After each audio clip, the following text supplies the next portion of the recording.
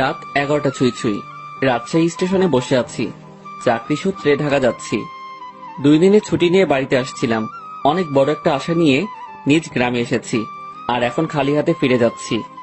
যেটা হারিয়ে ফেলেছি সেটা বলতেই আমার খুব লজ্জা হচ্ছে। আমার মা তার ছোট ভাইয়ের কাছ থেকে অনেক বছর আগে 20,000 টাকা নিয়েছিল। তার বিনিময়ে মামা আমাদের একটা জমি দখলে নেয়। অভাবের কারণে টাকাটা পরিশোধ করতে পারিনি, তাই আর জমি ছাড়ানো হলো না। এক সময় মা চলে গেল, ওনার চিকিৎসা করতে আমাদের বাড়িটা বিক্রি করা হয়। জমি বলতে মামা যতটুকু নিয়েছে ওইটুকু থাকে। মাঝখানে অনেকটা বছর পার হওয়ার পর আসছিলাম 20,000 টাকা নিয়ে, জমিটা ছাড়িয়ে নিয়ে নিজ গ্রামে থাকবো, কিন্তু মামা দিতে নারাজ। আমিও আর জোর করিনি, হাসি মুখে চলে আসি। আমার যেহেতু কোনো সাপোর্ট নেই, তাই মামার সাথে যুদ্ধ ঘোষণা করা বৃথা।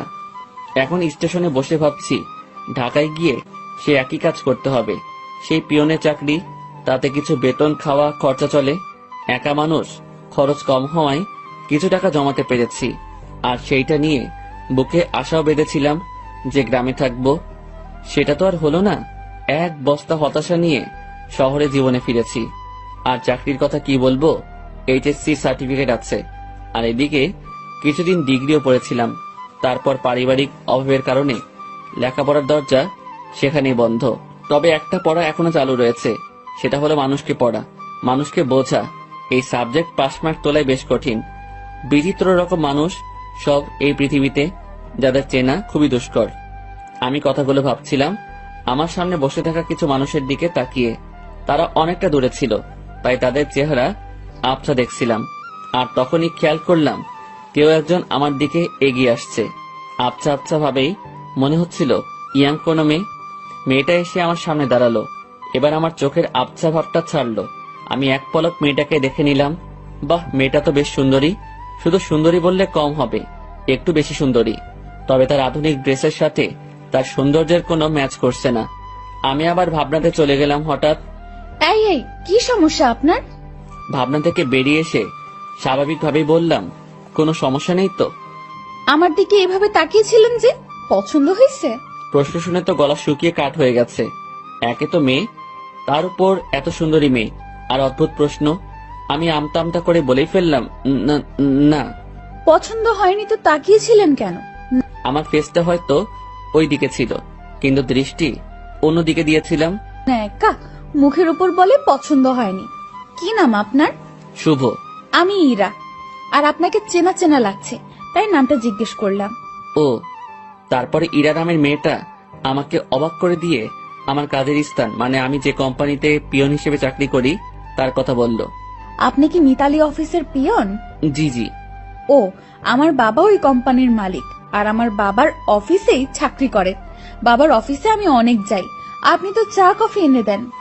আমি আপনাকে চিনেছি, আপনি আমাকে চিনতে পারেননি কেন? আমি আপনার দিকে তাকাইনি, আর আমি মেয়েদের দিকে কম তাকাই। ওরে সাধু, শোনেন, আপনি তাকান, তবে বেশি ভাবনায় থাকেন। তবে আমাকে কখনো খেয়াল করেননি।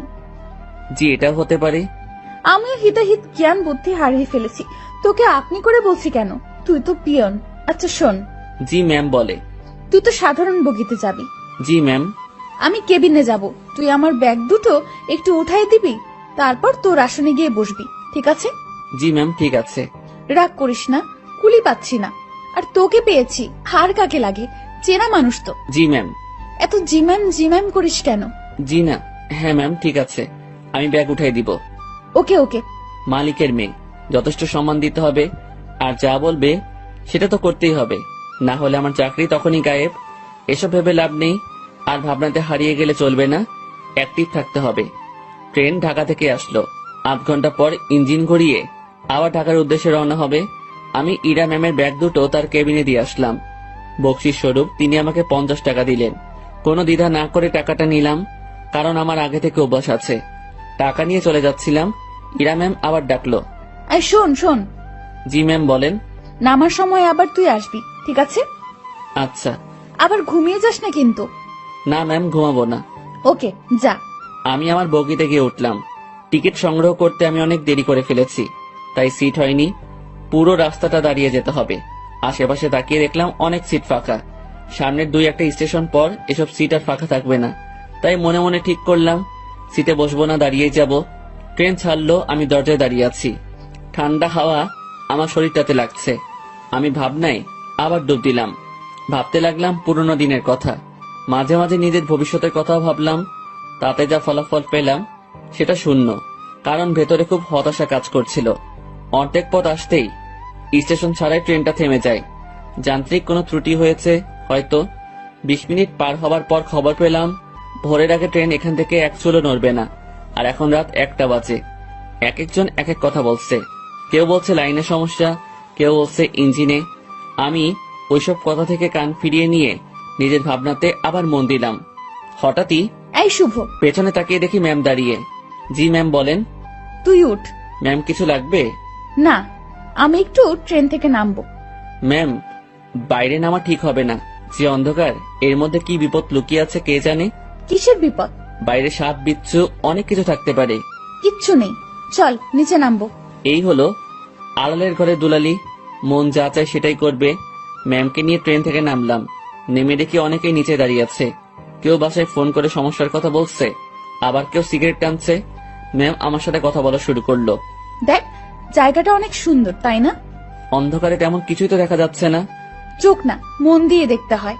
তবে ম্যাম আকাশটা বেশ সুন্দর লাগছে, অনুজ্জ্বল তারাগুলো দেখা যাচ্ছে। আমি তো অনুজ্জ্বল অনেক কিছু দেখতে পারছি। কি ম্যাম? এই যে দেখ, একটা টি স্টল, চল যাই। এখন ওখানে গিয়ে কি হবে? চা খাবো, চল চল, বেশ মজা হবে। শীতের মধ্যে এত রাতে বাইরে চা খাওয়ার মজাটাই আলাদা। আমি তো আর মানা করতে পারবো না, মানা করলেই বকা দিবে।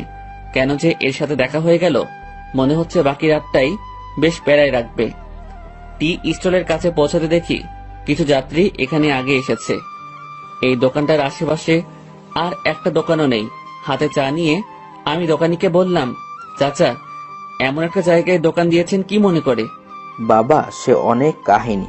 বাজারে দলাদলি চলে, আমার লোকজন না থাকায় ওখানে দোকানটা নেওয়া হয়নি। রাগের মাথায় নিজের জায়গাতেই দোকানটা নিয়ে বসেছি। বাহ, বেশ করেছেন। তা চলে কেমন? আলহামদুলিল্লাহ, ভালোই চলে। একটা কথা বলি, রাগ করে এখানে দোকান দিয়ে ভালোই করেছেন। এর জন্য আপনার হাতে চা খেতে পারলাম। আরো কিছুক্ষণ কথা হলো, বিলটা আমি দেই। ম্যাম আর আমি চলে আসি।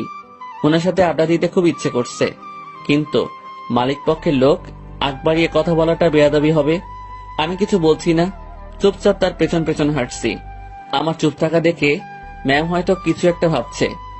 আমাকে বলল, কি রে, কথা বলতে পারিস না? দোকানের সাথে তো বেশ জমিয়ে কথা বললি, এখন চুপ কেন? ম্যাম কি বলবো? সেটা কি আমাকে বলে দিতে হবে? দোকানে কি তোকে কিছু বলেছিল? না। তো কিছু বল, সারা রাত তো এভাবে চুপ থাকতে পারবো না। আপনি রাজশাহীতে কোথায় আসছিলেন? আর বলিস না, আমার একটা বান্ধবীর বিয়ে হলো, বিয়েতে আসছিলাম। ও, তুই বিয়ে করেছিস? না ম্যাম। কেন? কাকে বিয়ে করব? কাকে করবি মানে? দেশে কি মেয়ের অভাব পড়ছে? আসলে সেটা না, তো কি? আমার পরিবার নেই, আমার বিয়ে করা একটু সমস্যা। তো সমস্যার কি আছে? দেশে অনেক মেয়ে আছে যাদের পরিবার নেই, তাদের মধ্যে একজনকে বিয়ে করবি। ম্যাম ওইরকম হলে আমি করব না। কেন? সেটা না বলি। ওই সব বলতে হবে। মাথায় একটা দুষ্টু বুদ্ধি এলো। আমি বললাম, ম্যাম আপনার মতো সুন্দরী পেলে ভেবে দেখতে পারি। তোর ভাবা লাগবে না, আমার মতো কেউ তোর দিকে তাকাবেও না। সেটা আমার জন্যই ভালো। কেন? তাহলে আর বিয়ে করা লাগবে না। হইছে ভাই, থাম এবার। চল লাইনের ওই পাশটাই ঘুরে আসি।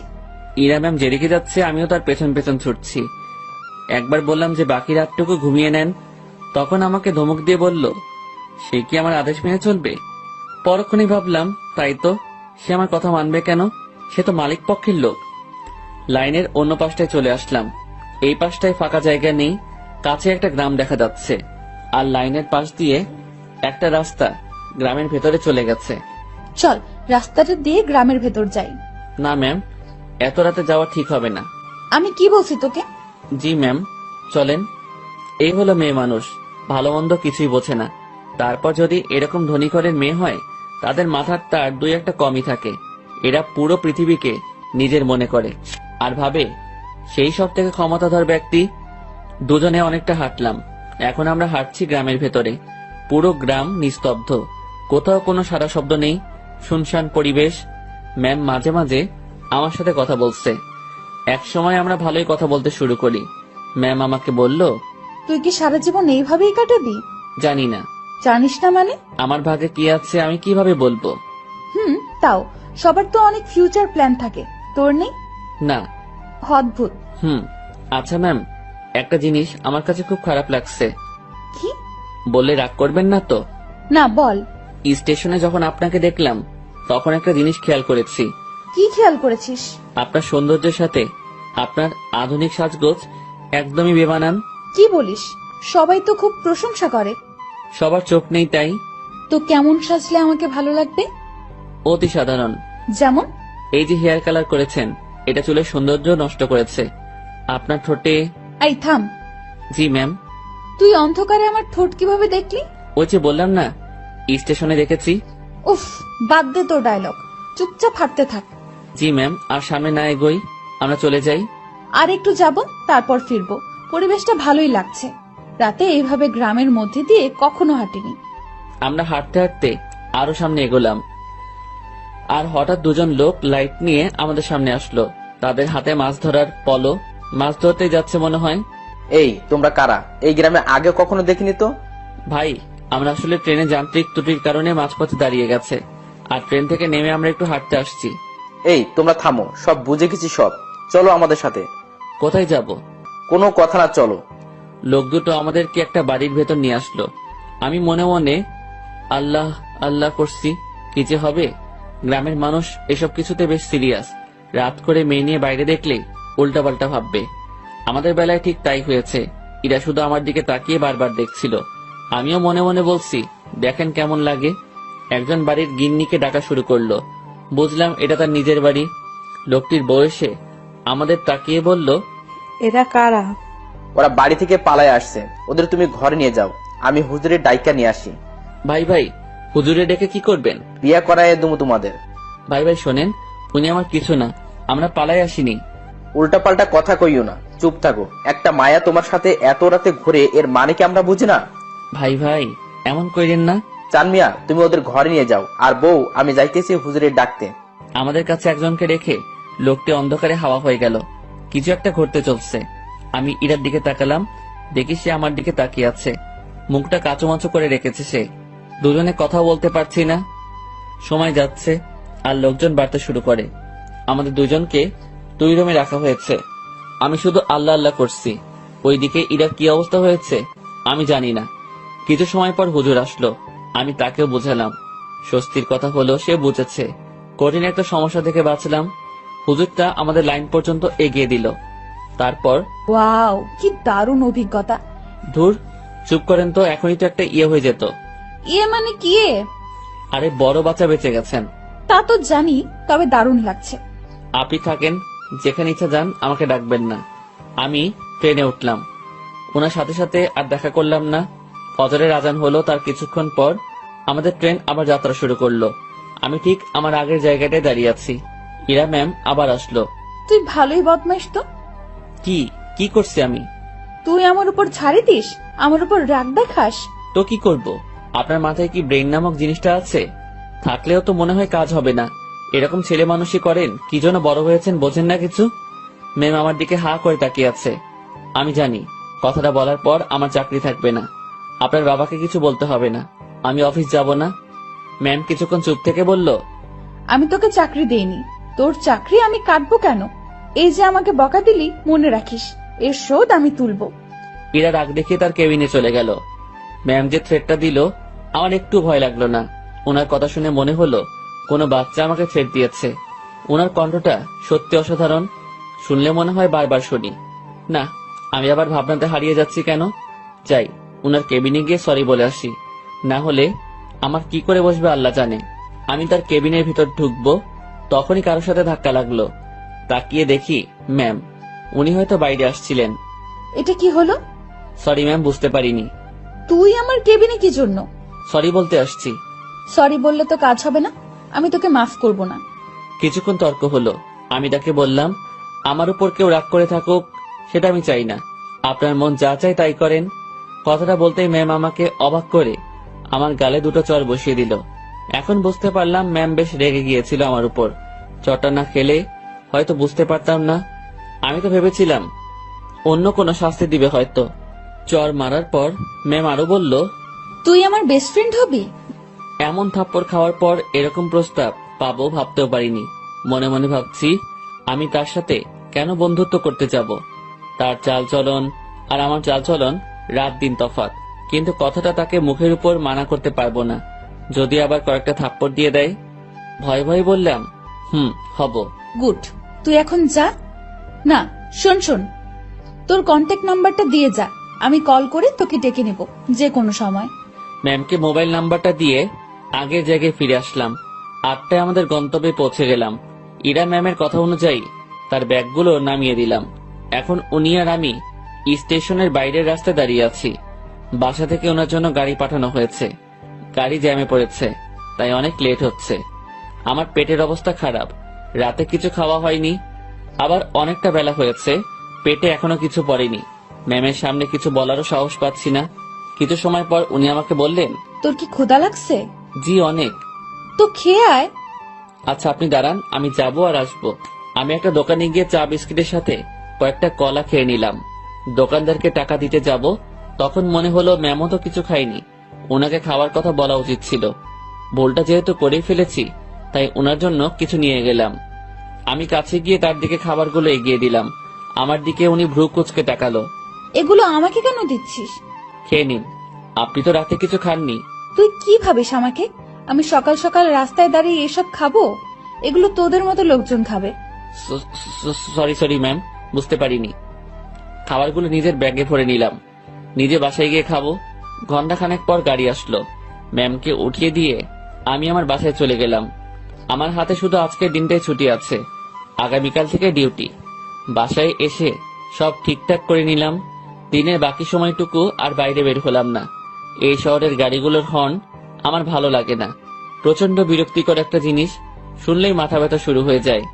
রুমের জানালা খুলে দিয়ে আকাশের দিকে তাকিয়ে থাকি। গতকাল রাতের ঘটনাটা ভাবতে থাকি। কাল যদি বিয়েটা হয়ে যেত, আজ আমি মামা শ্বশুর বাড়ি থাকতাম, মানে জেলে। কি বাঁচাটাই না বাঁচলাম। সন্ধ্যার একটু আগ দিয়ে ইরার কল পেলাম। উনি আমাকে তাদের অফিসের সামনে যেতে বলেছে। গত রাতে ফ্রেন্ড হয়েছি, কথা রাখতে অবশ্যই যেতে হবে। কথাই আছে, ফ্রেন্ডের কাছে কোনো বাহানা চলে না। আমিও তাই কোনো বাহানা বা ব্যস্ততা দেখালাম না। বাইরে যাচ্ছি ওনার সাথে দেখা করতে, তাই একটু সাজতে হবে। ব্যাগ থেকে নতুন একটা ফুল হাতা গেঞ্জি বের করলাম। একটু স্মার্ট সাজার জন্যই। সুন্দরীদের সামনে তো আর এমনি এমনি যাওয়া যায় না। এই প্রথম কাউকে উদ্দেশ্য করে সাজগোজ করছি। মনের মধ্যে কেমন যেন খটকা লাগছিল। এখন খটকা দেখার সময় নেই। চটপট রেডি হয়ে আমার অফিসের সামনে গেলাম। ম্যামকে গিয়ে ঠিক সেখানেই পেলাম। উনি তার গাড়ির সাথে হেলান দিয়ে দাঁড়িয়ে আছে। আমি তার সামনে গিয়ে ম্যামকে ডেকে সালাম দিলাম। উনি উত্তর দিলেন আর সাথে সাথে বললেন, গাড়ির পেছনে বসে যা। কোথায় যাবেন? আমার বন্ধুদের সাথে তোর পরিচয় করিয়ে দেব, সেখানেই নিয়ে যাচ্ছি। আমি আর কিছু বললাম না, তার গাড়ির পেছনে চেপে বসলাম। আধ ঘন্টা পর একটা রেস্টুরেন্টের সামনে গিয়ে ম্যাম গাড়ি থামালো। তারপর আমাকে নিয়ে রেস্টুরেন্টে ঢুকলো। আমি তার পিছু পিছু গেলাম। উনি একটা জায়গায় গিয়ে থামলো আর কিছু ছেলেমেয়ের সাথে গিয়ে কথা বলা শুরু করলো। বুঝতে পারলাম এরাই তার ফ্রেন্ড। এবার ম্যাম আমার দিকে তাকিয়ে বলল, বন্ধুরা, তোমাদের জন্য একটা গিফট এনেছি। কি রে দোস্ত, কে এটা? আর বলিস না, এই প্রাণীকে রাজশাহীতে পেয়েছি। এই পাগলার সাথে কিছুক্ষণ কথা বলেছি, তারপর বেস্ট ফ্রেন্ড হওয়ার প্রস্তাব দিয়েছি। দুঃখের বিষয় হলো পাগলা আমার কথা বিশ্বাস করে হ্যাঁ বলে দিয়েছে। তোরা বলতো, এর মতো খ্যাত মানে কি বলবো, এরকম একটা মানুষ আমার ফ্রেন্ড। অসম্ভব। দেখ ভাই, আমার ফ্রেন্ডদের সাথে পরিচয় করিয়ে দিতেই তোকে এখানে নিয়ে আসছি। ইরা একে একে তার বন্ধুদের সাথে পরিচয় করিয়ে দিল। সবাই বনেদি ঘরের ছেলে মেয়ে। ট্রেনের কথা মনে পড়তেই লজ্জায় ঘেমে যাচ্ছি। এখন মান সম্মান যা যাওয়ার তা তো গেছে, বাকিটুকু নিয়ে এখান থেকে কেটে পড়তে পারলেই হলো। কিছুক্ষণ পর সেটাও থাকলো না। আমার পোশাক আর চেহারা নিয়ে তারা উপহাস করতে শুরু করলো। একটা ছেলে এগিয়ে এসে বলল, ভাইয়া এটা গেঞ্জি নাকি তেনা? কোথা থেকে কিনেছো ভাইয়া? নাকি কারো পড়ে থাকা জিনিস কুড়িয়ে নিয়েছো? না ভাই, সত্যি কিনেছি। ওমা, তাই? হুম। দেখ, ছেলেটা মাথায় তেল দিয়ে আসছে। সবাই হেসে উঠল। সত্যি কথা বলতে আমি তেল দেইনি, ওরা পচানি দেওয়ার জন্যই বলছে। ভাবছি এখানে আর থাকা ঠিক হবে না। ম্যামকে বললাম, ম্যাম আমি এখন যাই। ওলে বাবুটা, এখনই না, কিছু খেয়ে যাও। হ্যাঁ, কিছু খেয়ে যা। একটা ছেলে আমার পকেটে হাত দিল। আমার দুর্ভাগ্য যে পকেট থেকে সে 20,000 টাকা নিয়ে এসেছি। ব্যাগে রেখে আসবো মনে ছিল না। ছেলেটা আমার পকেট থেকে টাকাটা দেখে একটু অবাক হয়ে বলল, কি রে, তোর কাছে এত টাকা কুড়িয়ে পেয়েছিস কোথায়? যাই হোক, আমাদের কিছু খাওয়া। আমি আর কি মানা করব, মান সম্মান একটু বজায় রাখতে হ্যাঁ বললাম। তাতেই ওরা সুযোগ পেয়ে গেল, নানা রকম দামি খাবার অর্ডার করলো, যেগুলো আমি চোখে দেখা তো দূরের কথা, নামও শুনিনি। ওরা সবাই খাচ্ছে, আমি দাঁড়িয়ে আছি। একজন খেতে বলেছিল, কিন্তু আমি মানা করেছি আর বলেছি খেয়ে আসছি, আমার পেট ভরা। খাওয়া শেষে বিল তো 20,000-এর উপরে এলো। আমার মাথায় ঢুকলো না 7-8 জন মিলে 20,000 টাকা কিভাবে খায়, যেটা জোগাড় করতে আমার বছরখানেক সময় লেগেছিল। খারাপ ভালো দু ধরনের মজাই পাচ্ছিলাম। কম খাবারে এত বিল, আর আমার পকেটে টাকা গায়েব। ম্যাম আমি এখন চাই। হ্যাঁ যাবি, তার আগে একটা কথা বলি, কখনো এরকম মফিজ মার্কা কাজ করবি না। এত সহজে কোনো বন্ধুত্ব পাওয়া যায় নাকি? জীবনে কোনো কিছুই সহজভাবে নিবি না। জি ম্যাম। যা তাহলে। আমি বাইরে এসে দাঁড়ালাম। পকেটে টাকা নেই, বাসায় যাব, টাকা লাগবে। মনে মনে ঠিক করলাম ম্যামের কাছ থেকে কিছু টাকা চেয়ে নিব, না হলে এই পথ যেতে যেতে মধ্যরাত হয়ে যাবে। কাল সকালে আবার অফিসে যেতে হবে। অনেকটা সময় পার হওয়ার পর ম্যাম আর তার বন্ধুরা বের হলো। আমি ম্যামকে ডাকায় সে বাকিগুলোকে বিদায় দিয়ে আমার দিকে আসলো। কি হয়েছে, এখনো যাসনি কেন? ম্যাম আমাকে কিছু টাকা, পুরোটা বলার আগেই একটা থাপ্পড় বসিয়ে দিল। আমি আবার বললাম, গাড়ির ভাড়া টাকাটা চাইছিলাম, পকেটে কোনো টাকা নেই, যেতে অনেক সময় লাগবে, কাল থেকে আবার অফিস আছে। তোর জন্য কি আমি টাকা নিয়ে দাঁড়িয়ে আছি, ফকিন্নির বাচ্চা? কথাটা সত্যি, বুকের মাঝখানে গিয়ে লাগলো। আমি আর কথা বাড়ালাম না, ওনার দিকে একবার তাকিয়েই হাঁটা শুরু করলাম। সেই জায়গা থেকে বাসায় যাওয়ার পুরোটা সময় শুধু রেস্টুরেন্টের ভেতরের অপমানের কথা মনে হয়েছে। আজকাল মানুষগুলো কেমন হয়েছে, আরেকজনের আর্থিক অবস্থা না বুঝে তার টাকা খসানোর জন্য উঠে পড়ে লাগে। টাকাগুলোর জন্য খুব মায়া হচ্ছে। ওদের কাছে হয়তো সামান্য টাকা, কিন্তু আমার কাছে পাহাড় পরিমাণ। মধ্যরাতে বাসায় ফিরলাম, কিছু শুকনা খাবার খেয়ে শুয়ে পড়লাম।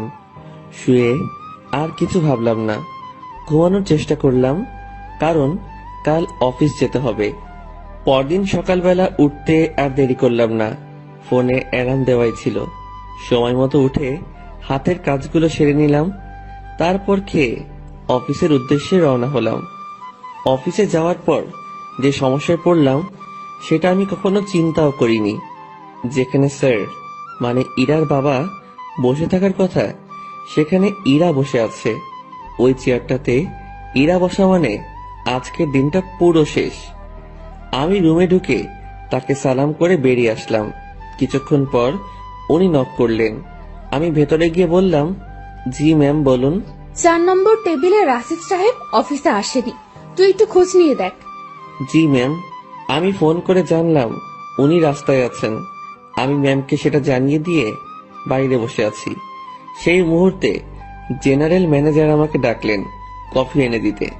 আমি কফি নিয়ে তার রুমে গেলাম। কফির কাপটা হাতে নিয়ে দেখলেন এবং ফেলে দিলেন। কি হয়েছে এটা বলার সাথে সাথে উনি আমাকে জ্বর বসিয়ে দেন আর বলেন, কফির উপর মরা মাছি পড়ে আছে, দেখিস না? সরি স্যার, দেখতে পাইনি। উনি আমার কলার ধরলেন। আমি যদি এটা খেয়ে ফেলতাম, তারপর যদি অসুখ করতো, তুই কি করতিস তখন? স্যার মাফ করে দেন, দেখতে পাইনি। উনি অনেক বাজে বাজে বকা দিচ্ছিলেন। অফিসের মধ্যে একটা শোরগোল বেঁধে গেল। ইরা ম্যাম তার কেবিন থেকে উঠে আসলেন। সবাই মিলে দোষটা আমাকে দিচ্ছিল। এখন ভয় লাগছে যে ম্যাম চটটা মেরে হয়তো বিদায় করে দিবেন। তারপর ম্যাম সবকিছু শুনলেন, আমার থেকেও আর ম্যানেজারের থেকেও। সব শোনার পর যা করলেন দেখে তো আমি হতবাক। পরপর 2টা চর বসিয়ে দিলেন ম্যানেজারের গালে। আমি কিছু বলার আগেই এখান থেকে বের হবেন। আর হ্যাঁ, বাকি সবাইকে বলছি, এটা নিয়ে কোনো কথা হবে না। সমস্যা হয়েছে, সমাধান করেছি। সমালোচনা করে ভালো জিনিস খারাপ বানাবে তো পাবলিক, বুঝবা? কত ধানে কত চাল। যার যার কাজে যাও, অনেক সময় নষ্ট হয়েছে। কিছুক্ষণ ঝড়ের পর অফিস স্বাভাবিক, আগের মতো কাজ চলছে। কিভাবে সব সামনে নিলাম, হুটহাট ম্যানেজার শেখ, সাথে 2টা থাপ্পড়। বিচারটা যাই করুক, তাহলে আমার সাথে অমন করলো কেন? ভাবতে ভাবতে কোনো উত্তরই খুঁজে পেলাম না। লাঞ্চের সময় আমি বাসা থেকে রুটি নিয়ে আসছি। 2-1জনকে পানি এনে দিয়ে আমি খাওয়ার জন্য বসবো, তখন ম্যাম ডাকলো। মনে মনে ভাবছি খাওয়াটাও কপালে নেই। মুখ ভার করেই ম্যামের রুমে ঢুকলাম। জি ম্যাম, কিছু বলবেন? তুই খাবার খেয়েছিস? জি না। বাসার থেকে খাবার নিয়ে আসছিস নাকি বাইরে গিয়ে খাবি? বাসা থেকে এনেছি। যা, খাবার নিয়ে আমার রুমে আয়। ম্যাম, বুঝিনি। আরে হারামি, খাবার নিয়ে আমার রুমে আয়। কথাটা শুনেই ভাবছিলাম আমি ঠিক শুনছি তো। ভাবনাতে আর ডুব দিলাম না। দেরি না করে খাবার নিয়ে আমার রুমে ঢুকলাম। ম্যাম তো দেখি দামি দামি খাবার সব টেবিলে সাজাচ্ছেন। আমাকে দেখিয়ে দেখিয়ে বললেন, এসব আমার মায়ের হাতের রান্না। ম্যাম, আমি বাইরে গিয়ে খাই, আপনি খাওয়া শুরু করেন। পানি লাগলে বলবেন। এই, তুই কি এজন্য রেখেছিস? আচ্ছা, তোর খাবারের বাটিটা আমার হাতে দে তো। আমি তেমন কিছু আনিনি, ওই রুটি। আমি দেখবো, দে। ভয়েই বাটিটা ওনার হাতে দিলাম। লজ্জায় তো মাথা কাটা যাওয়ার অবস্থা। বাসায় কিছু ছিল না, তার উপর টাকাও নেই। রুমে পেঁয়াজ মরিচ ছিল, সেগুলো কেটে তেল আর লবণ দিয়ে মাখিয়ে নিয়ে আসছি। ম্যাম যদি সেটা দেখে তো। কথাটা ভাবতে ভাবতেই বাটির ঢাকনা খুলেই উনি চোখ বড় বড় করে ফেলেন। খাবারটা কিছুক্ষণ তাকিয়ে থেকে দেখে আবার আমার দিকে তাকালেন। কি রে, এগুলো কি? ম্যাম, আসলে রুমে কিছু ছিল না, তারপর টাকাও নেই। রুমে আটা ছিল তো, ওইটা দিয়ে আর কি একটা ব্যবস্থা করে নিয়ে আসছি। ম্যাম আমার বাটিটা টেবিলে রাখলেন, তারপর উনি তার চেয়ারে বসে পড়লেন। আমি দাঁড়িয়ে আছি। উনি একবার আমার দিকে তাকাচ্ছেন, আর একবার আমার খাবারের দিকে তাকাচ্ছেন। আমি ওনার সামনে এখন লজ্জাতে ইমিটিমিটি হাসতেছি। উনি কিছু সময় চুপ থাকার পর মুখ খুললেন। এই যে, এই খাবারগুলো তোর। ওনার খাবার আমার দিকে এগিয়ে দিলেন। আমি টেবিলের কাছে গিয়ে হাত দিয়ে নিজের বাটিটা নিয়ে বললাম, আমি যেটা এনেছি সেটা না খেলে আমার পেট ভরবে না, আর আপনার খাবার খেলে আমার পেট খারাপ হতে পারে। এত ভালো জিনিস কখনো খাওয়া হয়নি তো, পেট খাবারটা সহ্য করতে নাও পারে। গতকালের রাতটা একটু দেখিয়ে রুম থেকে বেরিয়ে আসলাম। নিজের খাবার খেয়ে আমার কাজে মনোযোগ। কার কি লাগছে, কে কি চাচ্ছে, সব দেখাশোনা করছি। দুপুরের পর ম্যাম আমাকে আর ডাকেননি। বুঝতে পারলাম তিনিও কিছুটা বুঝতে পেরেছেন আমার কষ্টটা। রাতে অফিস শেষ করে বাসায় ফিরলাম। পাশের বাসার পরিচিত একজনের কাছ থেকে টাকা ধার নিয়ে মাছ কিনে নিয়ে এসে রান্না বসিয়ে দিলাম। তখন রাত প্রায় 10টার কাছাকাছি। চুলোয় রান্না বসাবে সেই সময় ফোন আসলো। ম্যাম ফোন করেছে, নাম্বারটা সেভ করে রেখেছি। ধরবো কি ধরবো না এমন করতে করতে রিসিভ করে সালাম দিলাম। উনি উত্তর দিয়ে বললেন, কি করিস? এই তো ম্যাম, কিছু না। এখন শোন, জি ম্যাম, বলেন। দুপুরে আমার মুখের উপর কথা বলে আমাকে লজ্জা দিয়ে তোর খাবার নিয়ে চলে গেলি, ভয় করলো না? আমি চুপ হয়ে গেলাম। কি বলবো উত্তরে বুঝতে পারছি না। কি রে, কথা বলছিস না কি জন্য? ম্যাম, অফিসের কোনো কথা হলে বলেন। তুই আমার কথা ঘুরিয়ে নিস। আমি যা বলছি তার উত্তর দে। জি ম্যাম, বলেন। ওভাবে খাবার নিয়ে চলে গেলি কেন? আপনার খাবার খেয়ে আমার ক্ষুধা মিটত না। তাই না? জি। আমি বুঝতে পেরেছি, তুই আমার উপর রাগ দেখাচ্ছিস, সুযোগ ভালোই কাজে লাগাচ্ছিস। এখানে কিসের সুযোগ ম্যাম? আপনি আমাকে এখন মানা করে দিলে আমার সাথে তো আপনার এখনই কোনো অফিসিয়াল সম্পর্ক থাকবে না। ক্ষমতা আপনার হাতে, সুযোগ আপনার হাতেই। চুপচাপ রান্না শেষ করে খেয়ে আমাকে কল দিবি। ম্যাম, অফিসের কোনো বিষয়ে কথা বলবেন? না। তাহলে ফোন দিয়েন না, আমিও দিব না। তোর 24 ঘন্টাই ডিউটি। আমি ফোন দেওয়ার পর সময়টুকু অফিসিয়াল, ওকে? তাহলে বেতন বাড়িয়ে দিয়েন। ঠিক আছে, দিব। ঠিক আছে, দিব। তুই অবশ্যই ফোন করবি। আর হ্যাঁ, কাল অফিসে আসার সময় দুপুরের খাবার আনবি না। কেন ম্যাম?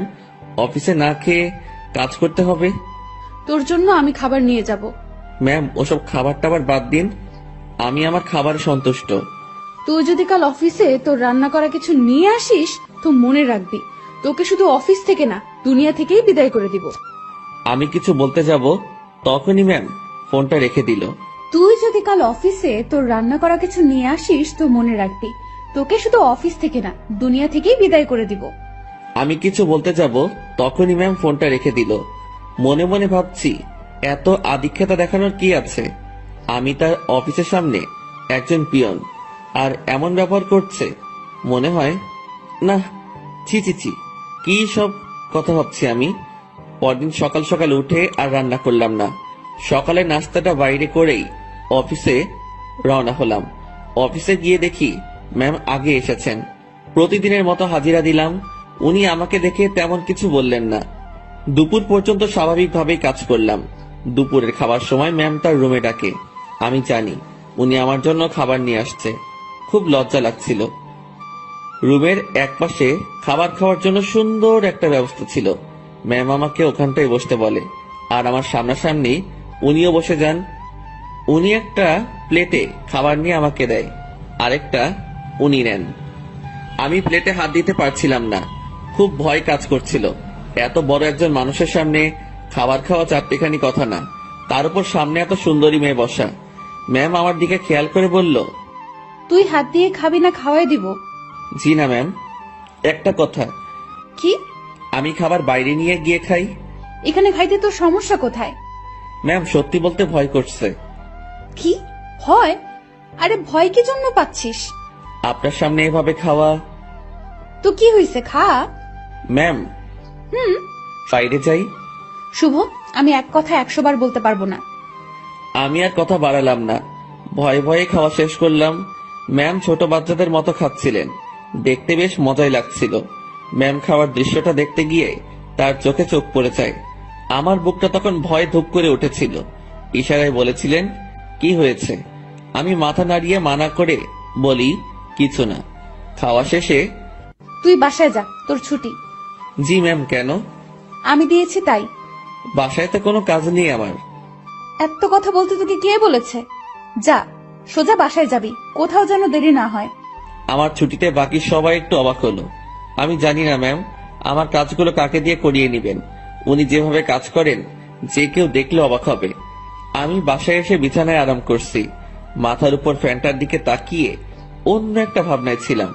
নির্দিষ্ট কোনো ভাবনা না, একদমই এলোমেলো। বাংলায় এই ভাবনাকে কি বলে বা কিভাবে ব্যাখ্যা করে আমি জানি না। এই জিনিসটা ভাবতে ভাবতে আমার চোখটা বন্ধ হয়ে আসে। জানি না কতটা সময় ঘুমিয়েছি। হঠাৎ আমার কানে কোনো একটা শব্দে বেজে ওঠে। চোখ খুলে বুঝতে পারি ফোনটা বাজছে। ফোন হাতে নিয়ে আবছা চোখে দেখি ম্যাম কল করেছে। ফোনটা রিসিভ করলাম। কই তুই?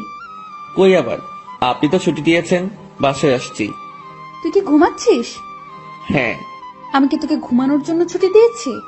তাহলে? বাসায় যেতে বলেছি শুধু। জি ম্যাম, আমি তো আপনার কথায় সোজা বাসায় আসছি। আর বাসায় কাজ নেই, তাই একটু। তুই চুপ কর, শোন। জি বলেন।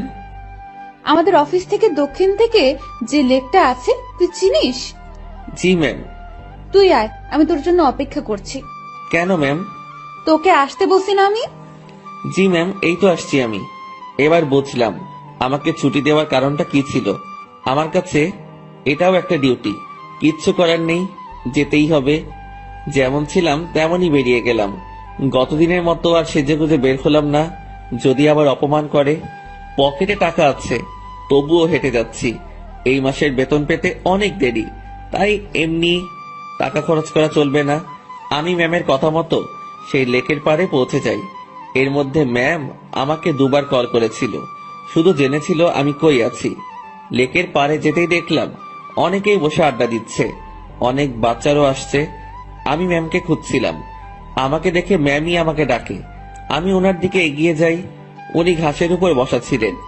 একটু দূর থেকে মনে হচ্ছিল কোনো কারণে মনটা খারাপ।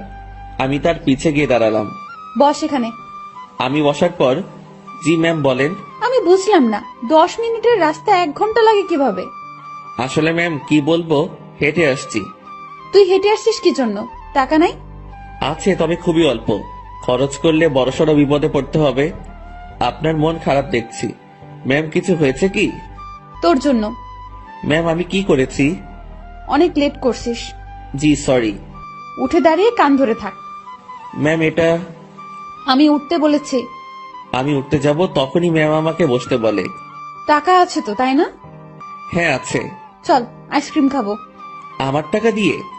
তো কখনো কোনো মেয়েকে বিল দিতে দেখেছিস তুই? না। তো আমার কাছে চাইবি না। চল আইসক্রিম খাবো।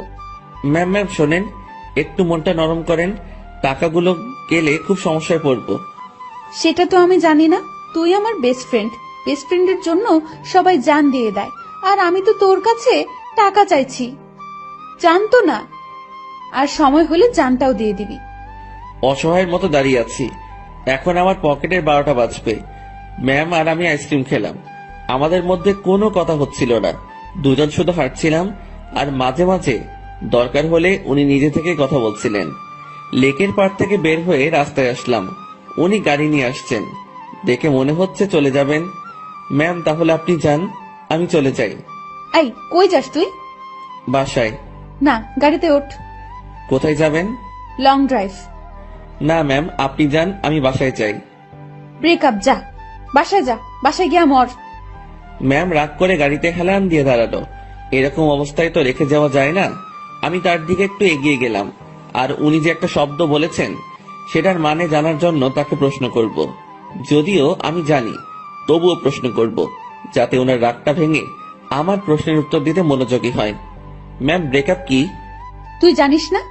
ন্যাকামো করিস? সত্যি জানি না। তোর আমার যে বন্ধুত্ব আছে সেটা কাটাকাটি, এটার মানে ব্রেকআপ। ওহ ম্যাম, আপনার মধ্যে তো এরকম কিছু নেই।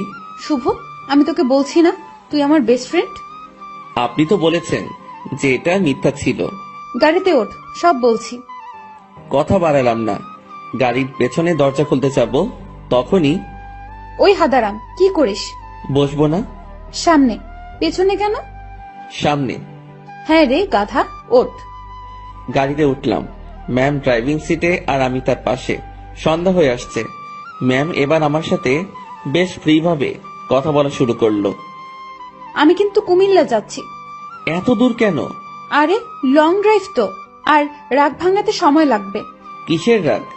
তুই আমার উপর রেগে আছিস, আমি জানি। আমি আপনার উপর কি জন্য রাগ করব? ওই যে রেস্টুরেন্টে সেই ঘটনার জন্য। না ম্যাম, কি যে বলেন, ওই দিন আপনারও মজা করেছেন, আমিও মজা পেয়েছি। ওরে শুভ, আমাকে কি বাচ্চা মনে হয় আপনার? এত বড় একটা প্রতিষ্ঠান চালাচ্ছি, আমার মাথায় কি এতটুকু বুদ্ধি নেই যে কোনটা সত্যি আর কোনটা মিথ্যা আমি বুঝবো না? না, বুদ্ধি তো আপনার অনেক আছে। হইছে, শোন আমি কি বলি। বলেন। রাতে কি খাবি বল? সন্ধ্যায় তো অনেক কিছু খেলাম, রাতে আর কি খাবো? না, তাও কিছু শুকনো খাবার নেই, আর দুটো পিৎজা। আপনার ইচ্ছা। ম্যাম ভয় করছে আমার। কেন? আপনার বাবা যদি জানে অফিসের পিয়নকে নিয়ে ঘুরতে বের হইছেন। কিভাবে জানবে? আমি তো বলবো না। আমি যে অফিসে যাব না সেটা তো জানতে পারবে। সেটা আমি দেখে নিব, তোর এত চিন্তা নেই। এখন বল আমাকে মাফ করেছিস কিনা। আপনি তো দোষ করেননি। তোকে যে কি করব আমি, দেখ। আর রাগ করে থাকিস না, ভুল করে ফেলেছি। আমি রাগ করিনি তো। আমি তোর চোখে মুখে রাগ দেখতেছি। আচ্ছা, রাগ নেই আমার উপর, সত্যি তো? হ্যাঁ সত্যি। সত্য নাকি মিথ্যা সব টের পাবো। আমি যা বলবো সেটা যদি না করিস তাহলেই বুঝবো তুই এখনো রেগে আছিস। না, কি যে বলেন, আপনার তো সব কথাই শুনি। কত যে শুনিস আমার জানা আছে। মাঝপথে আমরা গাড়ি থেকে নেমে কিছু খাবার নিলাম, দুজন বেশ কথা বলতে বলতে যাচ্ছি। ইরা ম্যাম গাড়িটা এখন বেশ ধীর গতিতে চালাচ্ছেন। আজ বেশ কুয়াশাও পড়েছে। এই চল, বাইরে কুয়াশার বৃষ্টিতে ভিজি। এই না, এটা করবেন না, বাইরে গেলে বিপদ। সেদিনের মতো হলে অবস্থা খারাপ হয়ে যাবে। যাব না তো, তোর কেয়ারিংটা আমার খুব ভালো লাগে, সেটা পাওয়ার জন্যই কথাটা বললাম। তুই কাউকে ভালোবাসিস নাই? কোন ভালোবাসা? মানে পছন্দের মানুষ বিয়ে টিয়ে করার ইচ্ছা এমন। এর আগেও তো বলেছি ওই রকম কেউ নেই। কাউকে দেখে পছন্দ হয় না? না, প্রায় সবার মধ্যেই ভেজাল আছে। ভেজাল মানে? মানে আর কি, এখন তো প্রেমের বাজার চলে। বাজারটা বেশ গরম, এক একজন 10-12টা প্রেম করে, তার উপর ওয়েটিং এ রাখে। তুই জানিস কিভাবে? চোখ খোলা রাখলে সবই টের পাওয়া যায়। ম্যাম আপনার নেই কি পছন্দের মানুষ? না রে, এসব পছন্দ টছন্দ আমার হয় না। আমাকে যে বুঝতে পারে তাকেই আমার পছন্দ।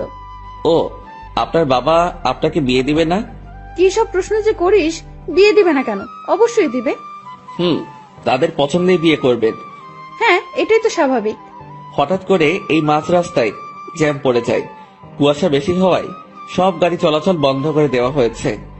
ম্যাম গাড়ির হেডলাইটটা অফ করলো, তারপর কোথা থেকে যেন একটা চাদর বের করলো। আপনি কি এখন ঘুমাবেন? না, শীত করতেছে প্রচুর, গায়ের উপর দিয়ে রাখি। আমি বাইরে তাকালাম, কুয়াশায় কিচ্ছু দেখা যাচ্ছে না, তবুও তাকিয়ে আছি ম্যামের দিকে। তো আর তাকিয়ে থাকা যায় না, তার দিকে তাকালে চোখ ফেরানো যায় না, সেই জন্য তাকানোটাই বিপদ। কি রে, তুই এরকম চুপচাপ থাকবি?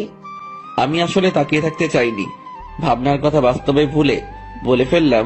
কি তাকিয়ে থাকতে চাস মানে? না ম্যাম, মানে ওই যে আমার খুব শীত করতেছে, কথা থেকে বাঁচার জন্য বললাম। আগে বলবি না? আয় চাদরের মধ্যে। মনে মনে ভাবছি আরেক বিপদ। কি হলো, আয়। না ম্যাম, ঠিক আছে, শীত কমে গেছে। ভয় পাচ্ছিস তাই না? ভয় নেই, কাছে আয়। আরে খুব কাছে না, চাদরটা বড়, তুই একটু কাছে আসলেই হয়ে যাবে। একটু কাছে গেলাম, ম্যাম আমাকে চাদরের একটা মুড়ি দিল। আমি সেটা আমার পাশে ঘিরে পিঠের সাথে লাগিয়ে নিলাম। এবার আমি কাঁপতেছি, তবে সেটা শীতে না, ভয়ে। কাঁপুনি রেখে ম্যাম বলল, ওরে আল্লাহ, তোর এত শীত করতেছে। এখন ঠিক হয়ে যাবে। আমি জানি ঠিক হবে না। কথাটা বলে ম্যাম আমার খুব কাছে আসলো, তবে তার শরীরের সাথে কোনো স্পর্শ লাগেনি। অনেক চেষ্টা করে নিজের কাঁপুনি থামালাম। ম্যামের চোখে ঘুম ঘুম ভাব এসে গেছে। ম্যাম, আপনি তো ঘুমাচ্ছেন। কই না তো।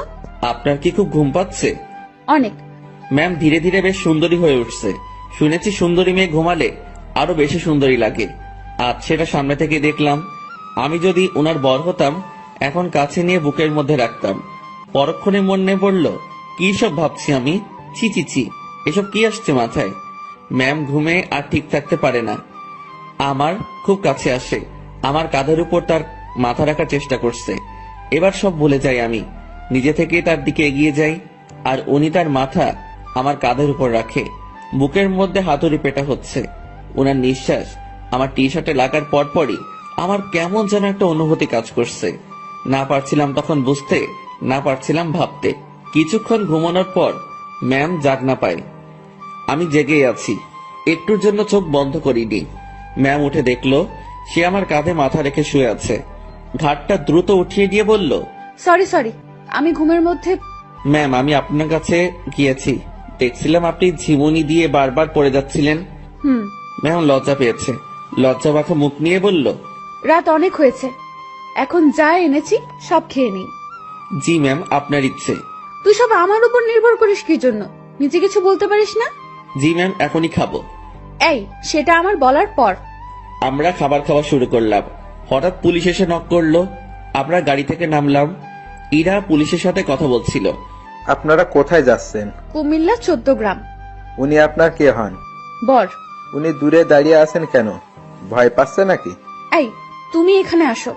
মনে মনে বলছিলাম, ভয় পাবো না, পুলিশকে কি মিথ্যাটাই না বললো। আপনারা যে স্বামী স্ত্রী সেটা আমি বুঝবো কিভাবে? এইটারও প্রমাণ লাগবে। হ্যাঁ। আমার চাচু আবু সাইদ পুলিশ কমিশনার। কি নাম বললেন? আবু সাইদ। উনি তো ঢাকায় থাকেন, তাই না? হ্যাঁ। আপনারা ঢাকা থেকেই আসছেন? হ্যাঁ, ঢাকা থেকেই তো আসবো। সাইদকে আমি চিনি, উনি আমার বন্ধু। দাঁড়াও, আমি এখনই ফোন করছি। তুমি আগে বললা না। সরি মামুনি। এরা তো পড়লো মহা বিপদে। তার চাচাকে যদি বলে দেয় বরকে নিয়ে ঘুরতে যাচ্ছে, তাহলে তো ইরা শেষ। এখন সে এই পুলিশকে না করতেও পারবো না। এদিকে তার চাচা ফোনটা রিসিভ করেছে। দুজন বন্ধু একে অপরের খোঁজ নেওয়ার পর পুলিশটা ইরার কথা বলল। ইরার চাচা বড় সড়ো এক ধাক্কা খেলো। পুলিশ আমাদের বিদায় জানালো। আমরা গাড়িতে গিয়ে বসলাম। ইরা তো ভয় শেষ। একটু পরেই ইরার ফোনটা বেজে উঠলো। তার চাচা কল করেছে। ইরা ফোনটা রিসিভ করলো। তুমি কোথায় আছো, কিভাবে আছো, কার সাথে আছো আমি জানতে চাচ্ছি না। যার সাথে থাকো না কেন তাকে কাল আমাদের বাসায় নিয়ে আসো, ঠিক আছে? জি চাচু। ওকে। ইরার চাচা ফোন রেখে দেয়। ইরা আমাকে বলতে শুরু করলো, এখন কি হবে? আপনারই তো দোষ, আপনি মিথ্যা বলতে গেলেন কেন? সত্যি বললে যদি সমস্যা করতো তাই। আর আমি আগে থেকেই ভেবে রেখেছি পথে সমস্যা হলে এগুলো বলবো। কিন্তু এই হারামি পুলিশটা যে চাচার বন্ধু কে জানতো? আচ্ছা, টেনশন করেন না, বাসায় গিয়ে সত্যি কথাটা বলে দিবেন, হয়ে যাবে। ভয়টা আমাকে নিয়ে না, তোকে নিয়ে। কেন? জানি না কি হবে। ওরা তোকে কি বলবে, আমি কিভাবে সামলাবো বুঝতে পারছি না। এই মুহূর্তে আমি বা তাকে কি বলবো বুঝতে পারছি না। ভাবছি এর সাথে থাকলেই সমস্যায় পড়তে হয়। ম্যাম বেশ টেনশনে পড়ে গেছে, একবার আমার দিকে তাকাচ্ছে, আরেকবার বাইরে। ম্যামের অবস্থা দেখে বেশ মায়াই হচ্ছিল। মিথ্যা বলে উনি বড় ফাঁসা ফেসে গেছেন। তার টেনশন কমানোর জন্য আমি তাকে ডেকে বললাম, ম্যাম। বল। আমি বলি কি, এত টেনশন করে লাভ নেই, যা হবার হবে। আর সত্যিটা বললে হয়তো উনারা বুঝতে পারবে। সত্যিটাই বা কিভাবে বলবো? আমার তো তাদের সামনে কথা বলতে ভয় হাত পা কাঁপবে। আচ্ছা ম্যাম, উনাদের সাথে আমি কথা বলবো। আরে তোর সাথে ওনারা কথাই বলবে না। সেটা দেখা যাবে, আগে তো বাসায় যাই। রাতটা কাটলো জেগে জেগেই। রাতের শেষ ভাগে যানজট কেটে গেল। আমরা ঢাকায় ফিরলাম আর সোজা ম্যামের বাসার সামনে পৌঁছে গেলাম। ম্যাম আমাকে বাইরে রেখে ভেতরে গেলেন। ভেতরে তার সাথে কি হচ্ছিল সেটা আমার কাছে অজানা। হয়তো তাকে বকা দিচ্ছে। কিছু সময় পর ম্যামের সাথে পুরো পরিবার আসলো। আমি তো দেখেই ভয়ে শেষ। ম্যামের বাবাকে দেখে আরো ভয় লাগছিল, কারণ উনি তো আমাকে চেনেন। স্যার আমার কাছে এসে বললেন, তুই আমাদের অফিসের পিয়ন তাই না? জি স্যার। আশেপাশে সবাই হেসে উঠল। ইরার চাচা তাকে ডেকে বলল, আরে এত মানুষ থাকতে তুই কিনা একটা পিয়নের সাথে লং ড্রাইভে গিয়েছিলি? ইরা চুপ, কারণ সে এখানে কিছুই বলতে সাহস পাবে না। চুপচাপ থাকতে হবে তাকে। তোকে যেন অফিসে না দেখি, ঠিক আছে? জি স্যার। আমি চলে আসলাম তাদের ওখান থেকে। বাইরে এসে দীর্ঘ একটা নিঃশ্বাস ফেললাম। যাক, তেমন বকা দেয়নি। ম্যামকেও হয়তো কিছু বলেনি। নিজের বাসায় আসলাম। 2 দিন পর খাওয়া দাওয়া বন্ধ হয়ে যাবে। বিছানায় শুয়ে শুয়ে ভাবছি, এখানে না থাকতে পারলে চলে যাব। দিনটা কোনো রকমে পার করলাম। পরদিন ঘুম থেকে জাগনা হয়েছে, কিন্তু বিছানা ছেড়ে উঠতে ইচ্ছা করছে না। মোবাইলটা হাতে নিলাম, দেখি বিকাশ কোম্পানি থেকে মেসেজ। বিরক্তি নিয়ে ফোনটা রেখে দিলাম। শুয়ে শুয়ে টাকার কথা ভাবছি। এমন সময় মনে হলো স্ক্রিনে মনে হয় কিছু দেখছিলাম। ঝটপট মোবাইলটা হাতে নিয়ে দেখি 25,000 টাকা আমার অ্যাকাউন্টে কে যেন পাঠিয়েছে। আর একটা মেসেজ আছে, এটা ম্যামের নম্বর। মেসেজটা সিন করে দেখতে পেলাম উনি শুধু ব্রেকআপ লিখে পাঠিয়েছেন। নিজে নিজে শিওর হলাম টাকাটা উনি পাঠিয়েছেন। হয়তো আমার প্রতি তার দয়া হয়েছে। যাক, আমার একটু ভালোই হলো, কাজ খুঁজতে সুবিধা হবে। ম্যামের সাথে দেখা হলে ধন্যবাদ দিব। আমার রুমের দরজায় কারো নক। আলসিমি ছেড়ে উঠে দরজা খুললাম। বাসার বড় ভাই এসেছে, যার কাছ থেকে আমি টাকা ধার করে এনেছি। ভাই আমার টাকাটা খুব প্রয়োজন, তুই যেভাবে পারিস টাকাটা দে। ভাই আমি তো বলেছি কয়েকদিন পর দিতে পারবো। না ভাই, আমার খুব দরকার। আচ্ছা আপনি বাসায় যান, আমি টাকা নিয়ে আসছি। দরজা লাগিয়ে দিয়ে ফোনটা হাতে নিব, তখনই আবার দরজায় নক। কেমন যেন খুব রেগে গিয়ে দরজাটা খুলেই বলি, আরে ভাই বললাম তো দিয়ে আসবো। একটু ধমকে সুরে বলেছি। আমার এমন করে বলাটা ভুল হয়েছে, কারণ সামনে ম্যাম দাঁড়িয়ে আছে। এখন কি বলবো, কিভাবে কথা কাটিয়ে নিব, এসব ভাবতে ভাবতে ম্যাম নিজে প্রশ্ন করলো, কি সমস্যা? এত রেগে আছিস কেন? আপনি এখানে? আমি বেশ অবাক, কারণ তাকে এখানে এভাবে কখনো আশা করিনি। আমার সামনে থেকে সর কুত্তা, ভেতরে যাব। আমি সরে দাঁড়াতে উনি ভেতরে ঢুকলেন। তারপর আমার বিছানায় নিজের শরীরটা এলিয়ে দিলেন। ফ্রেশ হয়ে নে। আজকে আবার কোথাও যাবেন নাকি? আরে না, তুই যা, ফ্রেশ হয়ে নে, কথা আছে। আচ্ছা আমি বাইরে থেকে আসছি একটু। ওকে। আমি বাইরে এসে টাকা উঠে বড় ভাইকে থামিয়ে আসি। উনি যদি আবার আসতেন, আমার রুমে মেয়ে দেখে হয়তো ভিন্ন কিছু ভাবতো। রুমে এসে দেখি ম্যাম ঘুমিয়ে গেছে। আমি ফ্রেশ হয়ে নিলাম। কাজ শেষে উনার দিকে তাকিয়ে ভাবছি, এই মেয়েটার যে কি হয়েছে। উনি চোখ খুলে বললেন, খাওয়া হয়েছে? না। টাকা না পাঠিয়ে দিলাম, এখনো খাসনি কেন? উঠতে তো হবে। যা, বাইরে থেকে খাবার নিয়ে আয়, একসাথে খাবো। ম্যাম আপনি এই পরিবেশে খেতে পারবেন না। তুই পারলে আমিও পারবো। কথা বাড়িয়ে লাভ নেই, এই মেয়ে আমার কথা শুনবে না। বাইরে গিয়ে টাকা উঠিয়ে ভাইকে দিলাম, আর ম্যামের কথা মতো খাবার নিয়ে আসলাম। খাবারটাও সকাল সকাল বিরিয়ানি। কি নিব ভেবে না পেয়ে এটা নিয়ে ফিরলাম। এসে দেখি ম্যাম আবার বিছানা উঠাচ্ছে। ম্যাম ছি ছি ছি, কি করেন? এবার এটা যদি আপনার পরিবার জানে তো আমাকে মেরেই ফেলবে। ভাই আপনি যান। ও সরি ম্যাম, আপনি চলে যান। চুপ থাক। খাবার এনেছিস? জি। তোর সাথে তো ব্রেকআপ হয়েছে আমার, তাই না? আমি কিভাবে জানবো? ওই যে সকালে মেসেজ করলাম। ওইটা যে আপনি কি জন্য লেখেন আমি জানি না। ব্রেকআপ হয়েছে তাই লিখছি। ও ভালো। আচ্ছা ম্যাম, আপনি খাবার খেয়ে বাসায় চলে যান। আপনার সাথে থেকে আমার চাকরিটা গেছে, জীবনটা যাক এটা আমি চাই না। চাকরি গেছে তো কি হয়েছে? আপনাকে তো বেতন দেওয়া হয়েছে। এত টাকা কেন দিয়েছেন? 20,000 তোর, আর বাকি টাকা তোর বেতন। যদিও কিছু টাকা আছে, সেটা মাস শেষে দিয়ে দিব। কাজ না করে টাকা আমি নিব না। কাজ তো তোকে দিবই, কি কাজ? আমার সাথে সময় কাটানো। আমাকে তো পাইছেন। মানে কি? মানে বোঝেন না? আমি কি আপনার ওই বিএফ যে এইভাবে সময় দিব? তুই আমার মুখের উপরে কথা বলিস? Sorry ma'am. তোর সাথে কোনো কথা নেই। আপনি যেভাবে এসে আমার বিছানায় শুয়ে পড়লেন, আমি তো বেশ ভয় পেয়েছি, আর এখনো পাচ্ছি। এটা যদি আপনার বাসার কেউ জানতে পারে, তো আমাকে এখান থেকে পালাতে হবে। তুই পালিয়ে যাবি তাই না? তো পালাবো না? আমার কি জানের ভয় নেই? কে মারবে তোকে? আপনার পরিবারের সবাই মিলেই মারবে। ভালো তো, মায়ের খাবি। আপনাদের মাইর দিতে ভালোই লাগে না। আমার এখানে থাকলে চলবে না, এই শহর ছাড়তে হবে। কি বললি? ম্যাম বসা থেকে উঠে দাঁড়ালো। আপনার টর্চারে এখান থেকে পালাতে হবে। ও তাই? হুম। এখান থেকে যেন পালাতে না পারিস, সেই ব্যবস্থা তো করতেই হয়। ম্যাম আমার দিকে এগিয়ে আসছে, একটু ভয় পেয়ে বললাম, মারবেন নাকি? না, অন্য কিছু করব। আপনি এভাবে তাকিয়ে আছেন কেন? আমার ভয় করে। এমনিতে কিন্তু কালকের ভয়ে এখনো ধুক ধুক করে উঠে, তার উপর আপনার এরকম চাহনি। আমার চোখে তুই ভয় দেখতে পাস? হ্যাঁ। ওকে, দেখাচ্ছি ভয়। ম্যাম আমার দিকে এগোচ্ছে, আর আমি পেছনের দিকে যাচ্ছি। একসময় আমার পিঠ দরজায় লেগে যায়। ম্যামও আমার খুব কাছে চলে আসে। তার শরীর থেকে সুগন্ধি আসছে। নিশ্চয়ই দামি পারফিউম ব্যবহার করেন। সবকিছু মিলিয়ে নেশা ধরিয়ে দেওয়ার মতো একটা সুবাস। আমার বুকের ভেতরের অবস্থা খারাপ। ম্যাম যে কি করবে এখন তার কিছুই টের পাচ্ছি না। আমি তার চোখের দিকে তাকিয়ে দেখি তার চোখ হাসছে। না, আমি তার চোখের ভাষা কবে থেকে বোঝা শুরু করলাম। চোখ সরিয়ে নিলাম। ওই আমার দিকে তাকা। আবার তাকালাম, উপায় নেই, তাকাতেই হবে। এইভাবেই তাকিয়ে থাক। চোখ দিয়ে পানি বের হবে। হোক। আমার খুব লজ্জা লাগছে। এতটা কাছে আসলেন কেন? তুই পালিয়ে যেতে পারিস, তাই একটু আটকানোর চেষ্টা। জানি না এরপর থাকবি কিনা, চেষ্টা করে দেখতে সমস্যা কি? কি চেষ্টা করবেন? ইরা ম্যাম আমার নাকের সাথে নাক লাগালো। উনি মিটিমিটি হাসতেছেন। ওই অবস্থাতেই তিনি কথা বলা শুরু করলেন।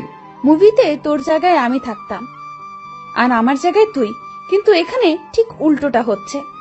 আমি আর চোখ খুলে রাখতে পারলাম না, বন্ধ করে ফেললাম। চোখ খুলে রাখার শক্তি আমার নেই। আহারে আমার বেষ্টু। কথাটা বলে উনি আমার নাকে তার নাক ঘষা শুরু করলো। ম্যাম, একটু সরে দাঁড়ান। আগে বল পালাবি না? পালাবো না। প্রমিস কর। প্রমিস পালাবো না। এভাবে হবে না। তাহলে? ইরা তার জামাটা সরিয়ে বলল, নাভি টাচ করে বলতে হবে। ওনার নাভি দেখেই আমি চোখ সরিয়ে ফেলি। অসম্ভব সুন্দর একটা জিনিস দেখলাম। চোখটা বারবার সেই দিকে তাকাতে চাইছিল। কোন রকম অন্যদিকে তাকিয়ে আছি। এই নে, এটা টাচ করে প্রমিস কর। ওইখানে টাচ করে শুধু শুধু? আমি তো বললাম প্রমিস। আমি বিশ্বাস করি না। ম্যাম ওখানে আমি হাত দিতে পারবো না, যত যাই বলেন। কেন? আপনার যে বর হবে সে দিবে। আচ্ছা, তুই আমার হবু বর, এখন নে টাচ কর। চিচি ম্যাম কি বলেন? এক আদেশ এতবার দিতে পারবো না, কিন্তু আমি তোরে দিতে বলছি না। আমার লজ্জা করে। তোর লজ্জার আমি রাগাবিরা বলে দিলাম। ম্যামের মাথা পুরো গেছে মনে হয়, না করে এসব কথা বলছে তাও আমাকে। উনাকে জিজ্ঞেস করা ছাড়া কোনো উপায় নেই। ম্যাম এমন করতেছেন কেন? আমার গালে এক থাপ্পড় দিয়ে বলল, আমি যেটা বলি সেটা না করে তুই আমাকে উল্টো প্রশ্ন করতেছিস। তাহলে কি ধরবো? তো ভাবছি মাইর খাবার থেকে ধরাই ভালো। আর সত্যি কথা বলতে দেখার পর আমি লোভ সামলাতে পারছি না। আমি ওনার নাভির উপর জাস্ট হাতটা রাখলাম। উনি একবার চোখ বন্ধ করে আবার চোখ খুললেন। চুপ কেন? কথা দিলাম যাব না। গুড, এখন হাত সরিয়ে নে। ও সরি ম্যাম, আমার থেকে দূরে গেল, আমি বাঁচলাম। উনি আবার বলতে শুরু করলেন, বাবাকে চ্যালেঞ্জ করে আসছি, তোকেই বিয়ে করব আমি। ও আল্লাহ, না ম্যাম এটা কি বলছেন আপনি? তুই বুঝবি না, আমি তোকে টাকা দেওয়ার পরেই ঝগড়াটা লাগছে। আমাকে নিয়ে পরিবারের সাথে ঝগড়া করতে গেছেন কেন? ওরা আমার চরিত্র নিয়ে কথা উঠাইছে, তারপর আমাকে বলেছে তোর সাথে নাকি আমার প্রেম আছে। আচ্ছা মাথা ঠান্ডা করেন। হ্যাঁ, তোকে আমাদের বাসায় নিয়ে গেলে আমার মাথা ঠান্ডা হবে। ও আল্লাহ, এবার আমি শেষ। ম্যাম কি বলেন এগুলা? আমি কেন? ঝগড়ার সময় বলেছি আমি তোকে ভালোবাসি, তোকেই বিয়ে করব, আর তুই আমাদের বাসায়ই থাকবি। মানে আপনি আমার উপরে যাওয়ার টিকিট নিয়ে আসছেন তাই না? জানি না, ব্যাগপত্র গুছিয়ে নে আর আমার সাথে চল। এইমাত্র বললেন জাস্ট না পালালেই হবে, এখন আবার বলছেন আপনাদের বাসায় নিয়ে যাবেন। দেখে নিলাম তুই আমার উপর কতটা দুর্বল আর কতটা ভালোবাসিস। না, আপনি কি যে বলেন, আমি আপনাকে। সাধু, হইছে, অনেক হইছে।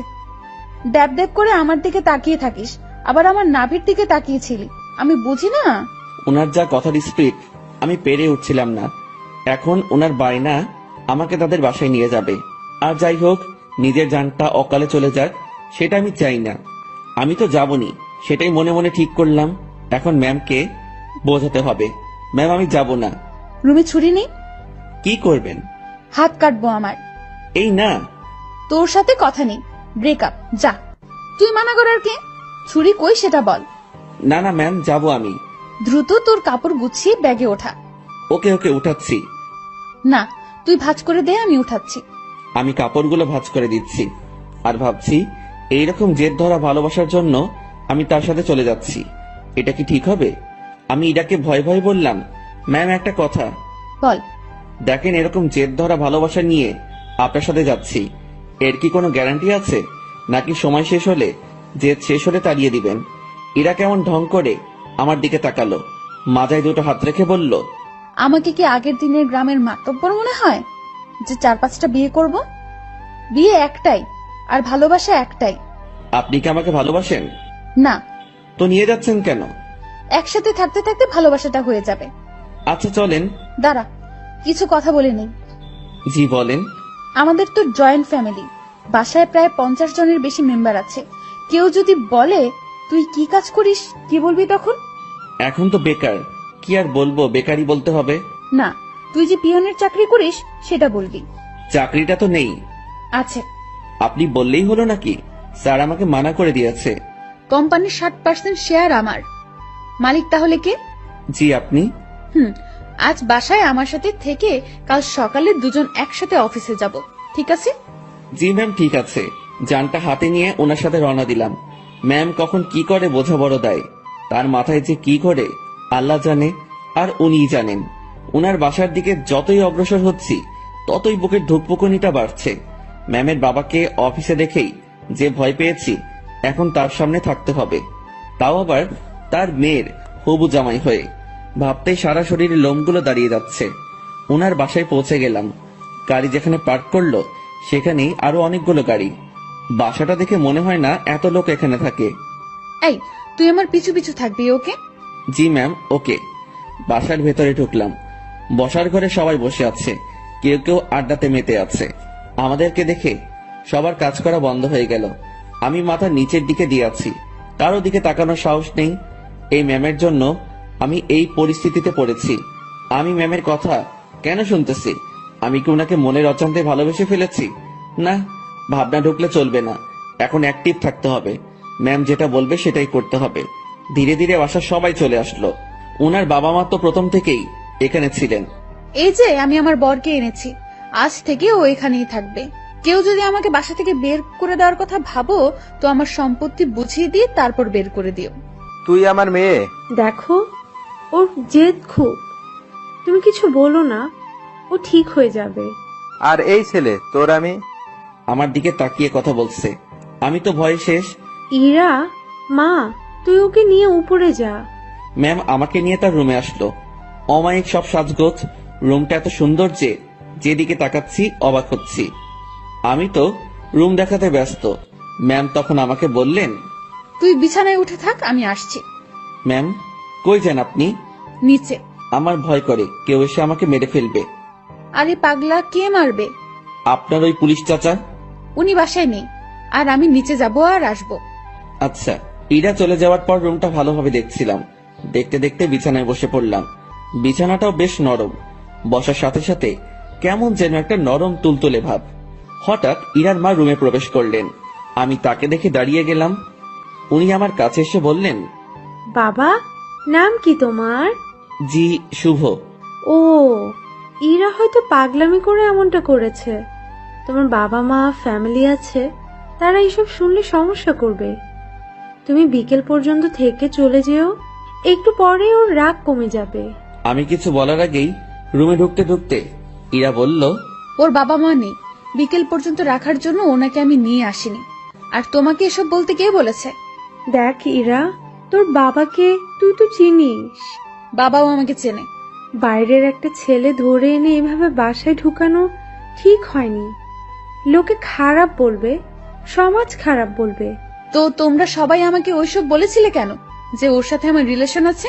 আচ্ছা, আমরা সবাই তোর কাছে ক্ষমা চেয়ে নিব। এখন তুই ছেলেটাকে বিদায় কর। না, ওকে আর কিভাবে বিদায় করব? ও আমাদের এখানেই থাকবে। মানে? আমার রাগটা কমে যাক, আমি বাবার সাথে কথা বলে নিব। তুমি যাও। তুই এখনই এসে তোর বাবার সাথে কথা বল। যাও তুমি, আমি আসতেছি। ইরার মা চলে যাওয়ার পর, ম্যাম আমি বলি কি, আপনার রাগ কমে যাওয়ার পর আমি চলে যাব। পরিবারের সাথে এমন করতে হয় না, সবাই যেটা বলে সেটার মধ্যে থাকাই ভালো। তোর থেকে ভালো বুঝি আমি।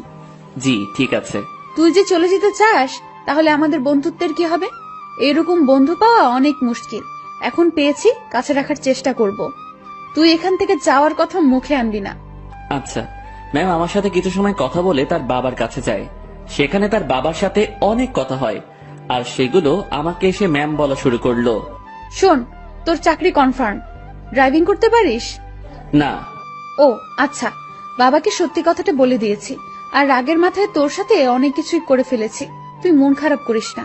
আর তুই আমার বন্ধু, তোকে দূরে সরিয়ে দেব না, কাছেই রাখছি আমার ড্রাইভার হিসাবে। আমি যেখানেই যাব তুইও সেখানে। খুশি তো? ম্যাম এত কিছু করলেন, আমার তো এ বাসার লোকজনদের দেখলে ভয় করে। আরে পাগল, ভয় কিসের? আর তুই থাকবি তো আমার সাথে, একা একা তো না। হুম।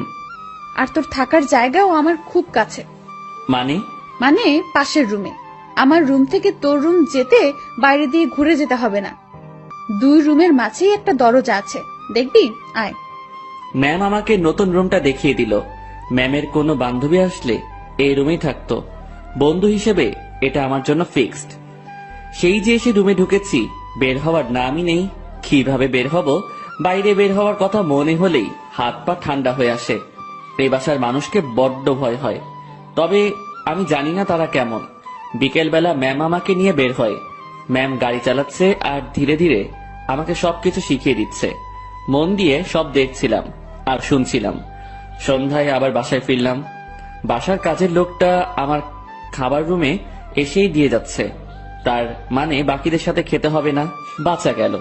ম্যাম তার রুমে বসে অফিসের কাজ করছে, আর আমি আমার রুমে বসে কোনো কাজ নেই। একবার রুমের এপাশ থেকে ওপাশে যাচ্ছি, কখন আবার রুমের জানালা খুলে দিয়ে দাঁড়িয়ে থাকি। আমার তো আবার প্রকৃতি দেখার অভ্যাস। আর একটু রাত হলো, এবার নজর গেল নিজের ব্যাগের দিকে। ব্যাগ থেকে কাপড় এখনো বের করা হয়নি। বিছানায় ব্যাগ নিয়ে গিয়ে কাপড় বের করছিলাম, আর তখনই সেই সকালের কথা মনে পড়ে গেল। ম্যাম কি টর্চারটাই না করেছিল সকালবেলা, আর সেখানে ওনার কাছে আসা পেটে হাত রাখা। এসব মনে পড়তেই হাসি পেল। একা একা হাসছিলাম। হঠাৎ রুমের ভেতরের দরজায় নক। ম্যাম ডাকছে। তড়িঘড়ি করে উঠে গিয়ে দরজা খুলে দিলাম। জি ম্যাম আসুন। কি করতেছিস তুই? এই যে কাপড়গুলো বের করতেছি। তুই অনেক আলসে মানুষ তো। সেই সকালে আসছি, এখনো তুই কিছুই গুছিয়ে উঠতে পারিসনি। মনে ছিল না। ভাঁজ কর এখন। আমি আবার বিছানায় বসে কাপড় ভাঁজ করায় মন দিলাম। ম্যাম আমার গা ঘেঁষে বসলো। উনি খুব কাছে বসেছিল, তাই বললাম, ম্যাম একটু দূরে বসেন, সমস্যা হচ্ছে। কথাটা বলেই মনে হয় জীবনে সব থেকে বড় একটা ভুল করলাম। কথাটা বলার সাথে সাথে ম্যাম চোখ লাল করে ফেললেন। দেখে বোঝাই যাচ্ছিল বেশ রাগ করেছে। ফর্সা মানুষ, তার শরীরে রক্তগুলো সব চোখ মুখ গালে এসে জড়ো হচ্ছিল। দেখে এমনটাই মনে হচ্ছে। উনি উঠে দাঁড়ালেন আর তার রুমে চলে গেলেন দরজা না লাগিয়ে। আমি বিছানায় বসে আছি, ভাবছি ভুল যা করার তা তো করেই ফেলেছি। আমার জীবনে সুখ নেই, শুধু সমস্যা আর সমস্যা। কাপড় আর ব্যাগ ফেলে রেখেই পা টিপে টিপে তার রুমের দিকে এগোতে থাকলাম। উকি দিয়ে দেখি আমার মতোই জানালা খুলে দাঁড়িয়ে আছে, বারবার চোখ মুছছে। ওনার রাগ ভাঙাতে ওনার খুব কাছে গিয়ে দাঁড়াতে হবে, তাছাড়া এর বিকল্প কোনো উপায় নেই। আমি পা টিপে টিপে তার কাছে গেলাম। উনি কিছু বলছেন না, হয়তো টের পেয়েছেন আমি আসছি। উনি যে চালাক মানুষ, আমার রুমে প্রবেশ করা অবশ্যই টের পেয়েছেন। আমি তার পাশে গিয়ে দাঁড়াতেই, আপনি আপনার রুমে যান, নয়তো খারাপ কিছু হবে। দুঃখিত, আমার ভুল হয়েছে। আমি আপনাকে আপনার রুমে যেতে বলেছি। আমি আরেকটু কাছে গিয়ে দাঁড়ালাম, কিন্তু তার শরীরের সাথে স্পর্শ লাগেনি। রাগ উঠায়েন না আর। আচ্ছা, ইংরেজি ভাষায় বলতেছি, সরি। তোর সরির আমি, তুই যাবি এখান থেকে? একটু তো দূরেই যেতে বলেছি, তাতেই এত রাগ করতে হবে? আমি তো দূরের মানুষ, দূরেই থাকবো, তাই না? না, কাছের মানুষ। না না, কাছের মানুষ তো দূরে থাকে না, কাছেই থাকে। সরি, আমি বুঝতে পারিনি। আমার বলাটা ঠিক হয়নি, আপনার কাছে আসাটা ঠিক ছিল। রাত হয়েছে, রুমে গিয়ে ঘুমিয়ে পড়ো, সকালে অফিস আছে। রাগ কমেছে তো আপনার? কমে যাবে। এত অভিমানী আমি কখনো দেখিনি। আমি নিজেই নিজেকে প্রশ্ন করলাম, আমি ভুল করছি না তো? উনি এত বন্ধুত্বের কথা বলতেছেন, আমি তো তার ডাকে একটুও সাড়া দিচ্ছি না। আমার কি দূরে থাকাটা ঠিক হচ্ছে? উনি তো তার বন্ধুর জন্য অনেক কিছুই করেছে, আমি তো কিছুই করতে পারলাম না, বা এখনো কিছু করিনি। আমি কি তার বন্ধুত্বের ভালোবাসায় সাড়া দিব? মনের সাথে বোঝাপড়া যখন শেষ হলো, তখন আমি তার ডান হাতটা আমার দু হাতের মধ্যে রেখে বললাম, এই তো কাছে এসেছি, আর দূরে যাওয়ার কথা বলবো না। অমন ভুল কখনো হবে না, সরি। সত্যি তো? উনার কণ্ঠ শুনে মনে হচ্ছিল অভিমানটা অনেকটাই কমেছে। কেন যে ম্যাম এমনটা করে? ম্যাম, এখন যাই তাহলে। কাছে থাকতে ভালো লাগছে না। আপনি তো বললেন কাল অফিস আছে, আমাকে ঘুমাতে বললেন। পরে ঘুমাবি। ম্যাম আনমনে জানালা দিয়ে বাইরে তাকিয়ে আছেন। তার ডান হাতটা তখনই আমার দু হাতের মধ্যে এক অন্যরকম ভালো লাগা কাজ করছিল তখন। সেটা যে কি আমি ঠিক বলতে পারবো না। আমি ম্যামের মুখের দিকে তাকালাম, দেখি মিটিমিটি হাসছে। আমি তার হাসি দেখে প্রশ্ন করেই বসলাম, এভাবে আনমনে বাইরে তাকিয়ে কি দেখেন? বাইরে কি দেখি? তোকে। আমাকে মানে? আরে পাগলা, তুই আমার জীবনে এমন ভাবে আসলি, মানে আমি ভাবতেই পারিনি তোর মতো একটা গাধা, তবে ভালো মানুষের সাথে বন্ধুত্ব হয়েছে। তবে আমার পোড়া কপাল। কেন? তুই আমাকে দেখে ভয় করিস, তেমন কথা বলতে চাস না। আমি যা বলি শুধু সেটাই করিস। আর কি করব? যাই হোক, সব ঠিক হয়ে যাবে। যা, এখন ঘুমিয়ে পড়। আচ্ছা, গুড নাইট। Good night. পরদিন সকালবেলা থেকে অফিস করা শুরু করলাম। ম্যামের সাথে সবসময় থাকা, উনি যা বলে সেগুলো শোনা এবং করা, এগুলোতেই ব্যস্ত। দিনকে দিন যাচ্ছিল, আমার অবস্থা ততই ভালো হচ্ছিল। ম্যামের সাথে কথা বলতে এখন আর ভয় লাগে না। কোনো কিছু লাগলে সোজা সাপটা বলে দেই। এদিকে ড্রাইভিংটাও একটু একটু শিখেছি। তাদের বাসার দু একজনের সাথে কথাও হয়েছে। মোটামুটি সবকিছু স্বাভাবিকের দিকেই বলা যায়। কিন্তু এমনটা একটা দিন আসলো, সেদিন আমার স্বাভাবিক মন আর ঠিক থাকলো না। ম্যামের বাবা ম্যামের বিয়ের জন্য ছেলে দেখেছে। আজ অফিসে যাওয়া হয়নি আমাদের, কারণ ছেলেপক্ষ দেখতে আসবে। কিন্তু আমার কেমন জানি ভয় ভয় লাগছে। বারবার মনে হচ্ছে ওনার বিয়ে হওয়ার কি দরকার? এমন থাকলেও তো পারে। আমি যা ভাবছি সেটা তো ভুল, বিয়ে তো হবেই। আমি আমার রুমে বসে ছটফট করছিলাম। ম্যামের রুমে বারবার উকি দিচ্ছি। উনি বেশ স্বাভাবিকভাবেই আছেন। দেখে মনে হচ্ছে না উনি কোনো টেনশন বা ভয় আছেন। তাহলে আমি ভয় করছি কেন? আমি তাকে হারানোর ভয় করছি না তো। ছি ছি, তাকে হারানোর কি আছে? সে তো আর আমার না। ম্যাম আমাকে বলেছিল উনি আমাকে ভালোবাসেন, সেটা ছিল বন্ধুত্বের। আর আমি যেটা ভাবছি সেটা তো অন্য কিছু। না, নিজের মনের অজান্তেই তাকে ভালোবেসে ফেললাম। এসব কখন হলো? আমি তো এইরকম কিছু ভাবিনি তার সম্পর্কে। পরক্ষণেই মনে হলো আমি তার চিন্তায় দিন পার করেছি, সেখান থেকেই এই অবস্থা। নিজের রুমে আর থাকতে পারলাম না। বিছানা থেকে উঠে ম্যামের রুমে চলে গেলাম। ম্যাম বসে বই পড়ছেন। আমাকে দেখে বললেন, কিছু বলবি? বল। আপনাকে দেখতে আসছে। তুই তো জানিস নতুন করে প্রশ্ন করার কি আছে। যদি তারা আপনাকে পছন্দ করে, আপনি কি রাজি হবেন? ছেলে যদি ভালো হয়, পরিবার যদি ভালো হয়, তাহলে মানা করব কেন? তাই ঠিক। এটাই বলতে আসছিলি? না। সকাল সকাল তোতলানো শুরু করেছিস? কিছু হয়েছে? একটা কথা বলার ছিল। ম্যাম আমার দিকে তাকিয়ে বইটা বন্ধ করে পাশে রাখলো। তারপর আমাকে তার সামনাসামনি বসতে বলল। তোকে দেখে মনে হচ্ছে আমাকে কিছু বলতে চাচ্ছিস, কিন্তু ভয় করতেছিস। হ্যাঁ, ওই রকমই। ভয় নেই, বল। কিছু বলবেন না তো? আরে আমি তোর বন্ধু না, তোকে কি বলবো পাগল। ভয় নেই, বল। আপনি আপনার বাবাকে বলে বিয়েটা ক্যান্সেল করে দেন। ওই বিয়ে তো ঠিকই হয়নি, এখনই কিভাবে ক্যান্সেল করে দিব? আর কেন ক্যান্সেল করব? আরে আপনি চলে গেলে আমি কিভাবে থাকবো? ওই কিভাবে থাকবি মানে? তুইও থাকবি বাসার বাকি যারা যেভাবে আছে সেভাবে। আমাকে ছাড়া আপনি কি থাকতে পারবেন? ম্যাম আমার দিকে এক দৃষ্টিতে তাকিয়ে আছে। আমার কথা শুনে হয়তো সে অবাক হয়েছে। এই বাসায় বিয়ে করেন? মানে তোর মাথা গেছে নাকি? I love you. মুখ ফসকে হোক আর যেভাবে হোক কথাটা বলে ফেললাম। মনে মনে ভাবছিলাম বাংলায় বলবো, কিন্তু মুখ থেকে ইংরেজিতেই বেরিয়ে গেল। আমার কথা শুনে ম্যাম মিটি মিটি হাসতেছেন। তুই যা বললি ভেবে বলেছিস? না, কেন? ভাবার কি আছে? আমার যেটা নিয়ে ভয় হয়েছে সেটার জন্য বলেছি এটা। কি নিয়ে ভয় হয়েছে? আপনার চলে যাওয়া। আমি চলে গেলে তো কি হয়েছে? তুই একটা বিয়ে করবি, তার সাথে থাকবি, সে তোর কেয়ার করবে। আপনাকে লাগবে। বাচ্চাদের মতো আবদার করতেছিস কেন? জানি না। এক অন্যরকম শুভকে দেখছি, যে কখনো এভাবে আমার কাছ থেকে কিছু চায়নি। আচ্ছা কি লাগবে, কি জন্য লাগবে, সবকিছু বুঝিয়ে বল। আমি কিছু বোঝাতে পারবো না। আপনাকে লাগবে, আর আপনাকে ভালোবাসার জন্য লাগবে। আমার এমন কথা শুনে ম্যাম লজ্জায় তো শেষ, অন্যদিকে তাকিয়ে হাসতেছে। হাসি থামিয়ে বলল, তো এখন আমাকে কি করতে হবে? আপনি বোঝেন না? যতই বুঝি, কিন্তু আপনাকে বলতে হবে। কি করতে হবে বলেন। একবার তো বললামই যে ভালোবাসি, আর আমার কাছে থাকতে হবে। যদি বলি ভালোবাসি না? আমি চুপ করে রইলাম। এই কথার উত্তর দে। আমি কিভাবে আটকাবো? চলে যাবেন, আমিও চলে যাব। কোথায় যাবি? জানি না। ও, তো বলেন, ভালোবাসার বীজ কবে বপন করেছিলেন, আর সেটা থেকে চারা গাছ হলো কিভাবে? ইরা নামের একটা পাখি আমার জমিতে এসে তার মুখ থেকে ভালোবাসার বীজটা ফেলে দিয়ে চলে যায়, আর সেই বীজটাই। পুরোটা বলার আগেই ম্যাম হাসতে হাসতে শেষ। উনার হাসি দেখে আমার রাগ হচ্ছিল। আমি উনাকে কিছু বোঝাতে যাচ্ছি, আর উনি হেসে উড়িয়ে দিচ্ছেন। উনি হাসি থামিয়ে বললেন, আজ সকালটা অন্যরকম ভাবে শুরু হলো। এমন হাসির কথা কখনো শুনিনি। উনার কথা শুনে বেশ লজ্জা পেলাম। হয়তো মনের কথাটা বলা ঠিক হয়নি। আমি তার সামনে থেকে উঠলাম আর নিজের রুমে যাওয়ার জন্য পা বাড়ালাম। ম্যাম ডেকে বললেন, কই যাস? ঘুম পাচ্ছে, ঘুমাবো। ঘুম নাকি রাগ? না, ঘুম। রাগ না ম্যাম, ঘুমই পাচ্ছে। আমার জানা আছে, তুই এখানে এসে বস। কথা না শুনলে বকা দিবে। বাধ্য হয়ে আবার তার সামনাসামনি বসলাম। আমার আর তোর মাঝে সম্পর্কটা কিসের? বন্ধুত্বের।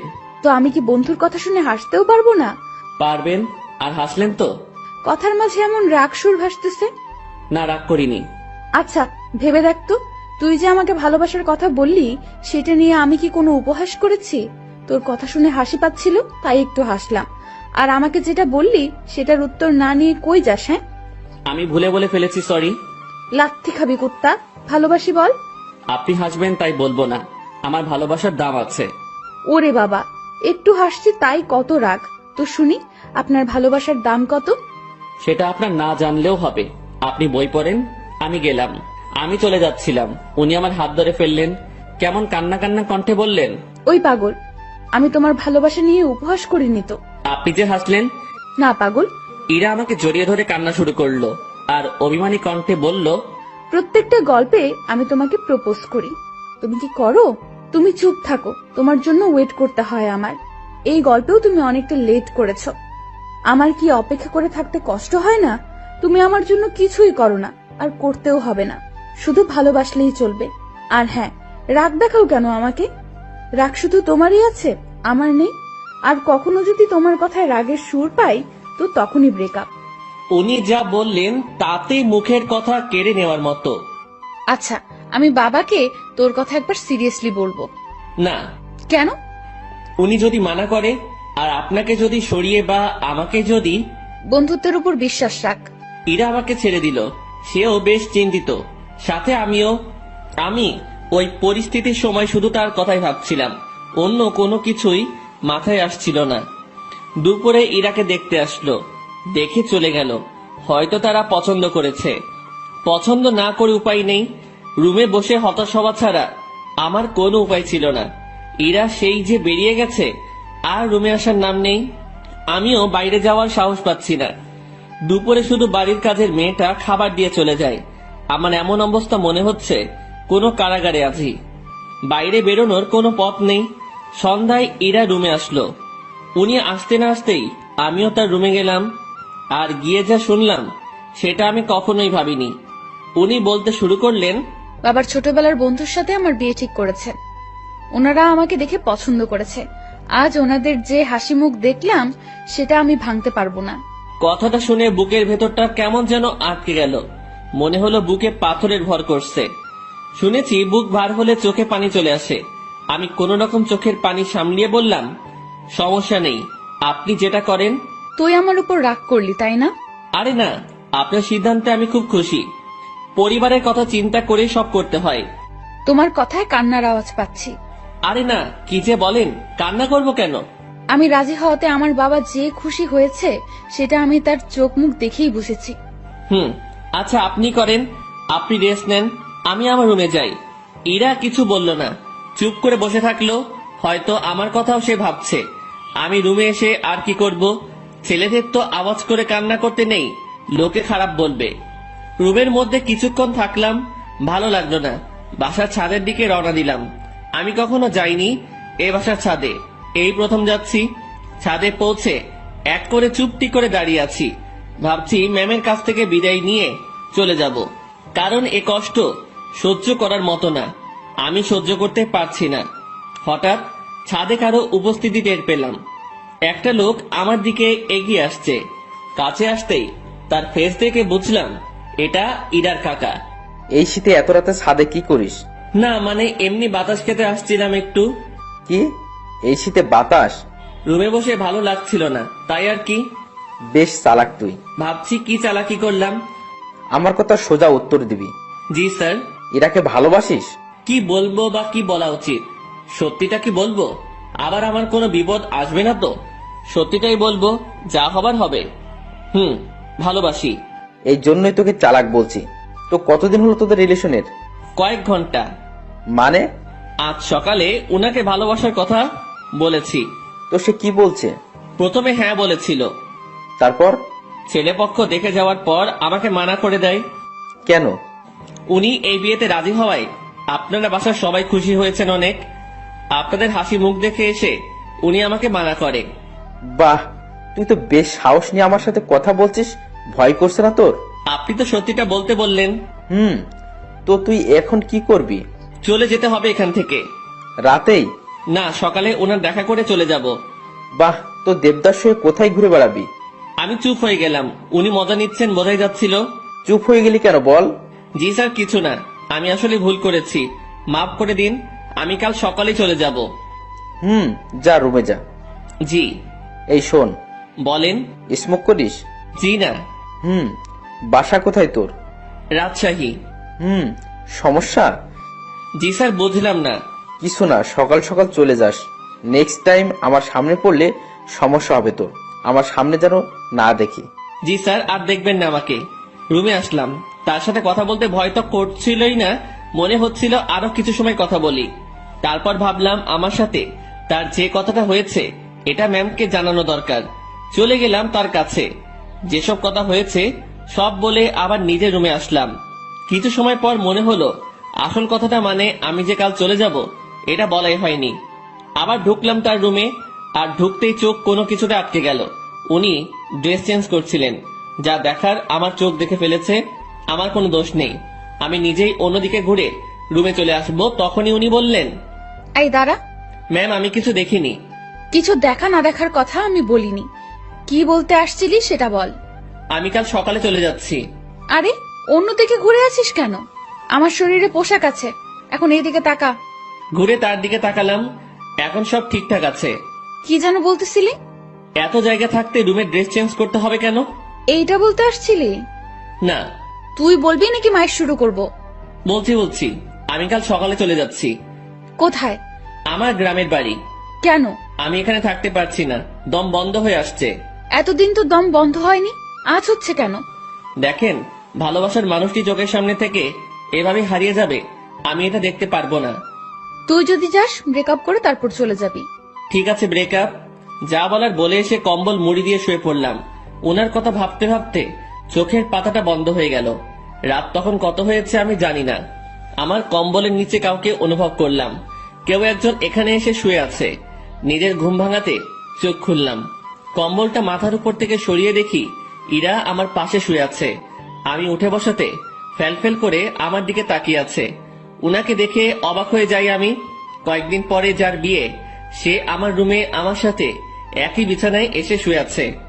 এর মতলবটা কি? যেমন ছিলি তেমন করে শুয়ে থাক। আপনি এখানে কি করেন? দেখছিস না শুয়ে আছি? আপনার রুমে যান। এখানে কি? এটাও আমার রুম।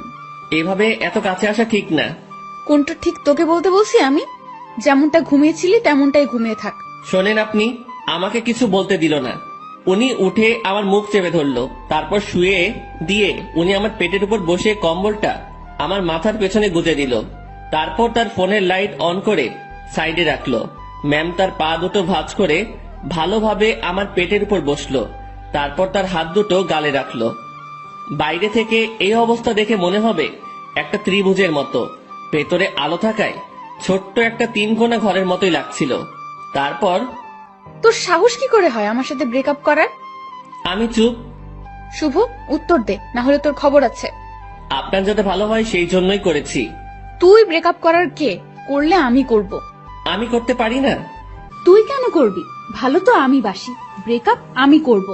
আর আমি কি ভালোবাসি না? আমার থেকে কম, সো তোর ব্রেকআপের কোনো দাম নাই। আচ্ছা, আপনি পেটের উপর থেকে নামেন, ব্যথা করতেছে। করলে করুক, আমি কি করব? আপনি যা করছেন সেটা ঠিক না। কি করতেছি আমি? এই যে এইভাবে বসে আছেন, আবার তোকে জ্ঞান দিতে বলেছি আমি। জি না। এরপর ইরা তার হাত দিয়ে আমার ঠোঁট স্পর্শ করা শুরু করলো, নাকে চোখে হাত বুলিয়ে দিল। আমি যে বসে আছি তাতে কি তোর বেশি কষ্ট হচ্ছে? না, কিন্তু এইরকম ভাবে হাত দিচ্ছেন এটা ভালো লাগছে না। I love you. নতুন বরকে বইলেন, কথাটা বলার সাথে সাথে গালে চর বসিয়ে দিল। আই লাভ ইউ টু বল, নয়তো আরো মারবো। টুট টুট টুট। কিসের টুটু? পুরোটা বল। ভালোবাসি আমিও। ওয়াও, খুব বলেছেন। চলো এখন রোম্যান্স করি। ম্যাম ওয়েট, কিসের রোম্যান্স? আমি তো আপনার বর না, এগুলো ঠিক হবে না। আপনি আপনার রুমে যান। আহারে, আমি তো রোম্যান্স করবই, সে বিয়ে হোক আর না হোক। ম্যাম কি? ছেড়ে দেন না। ওলে, খুব ভয় লাগছে তোমার? ইরা বসা থেকে এবার আমার পুরো শরীরের উপর শুয়ে পড়লো। ভয়ে বুকের মধ্যে দুরুম দারুম শব্দ হচ্ছে।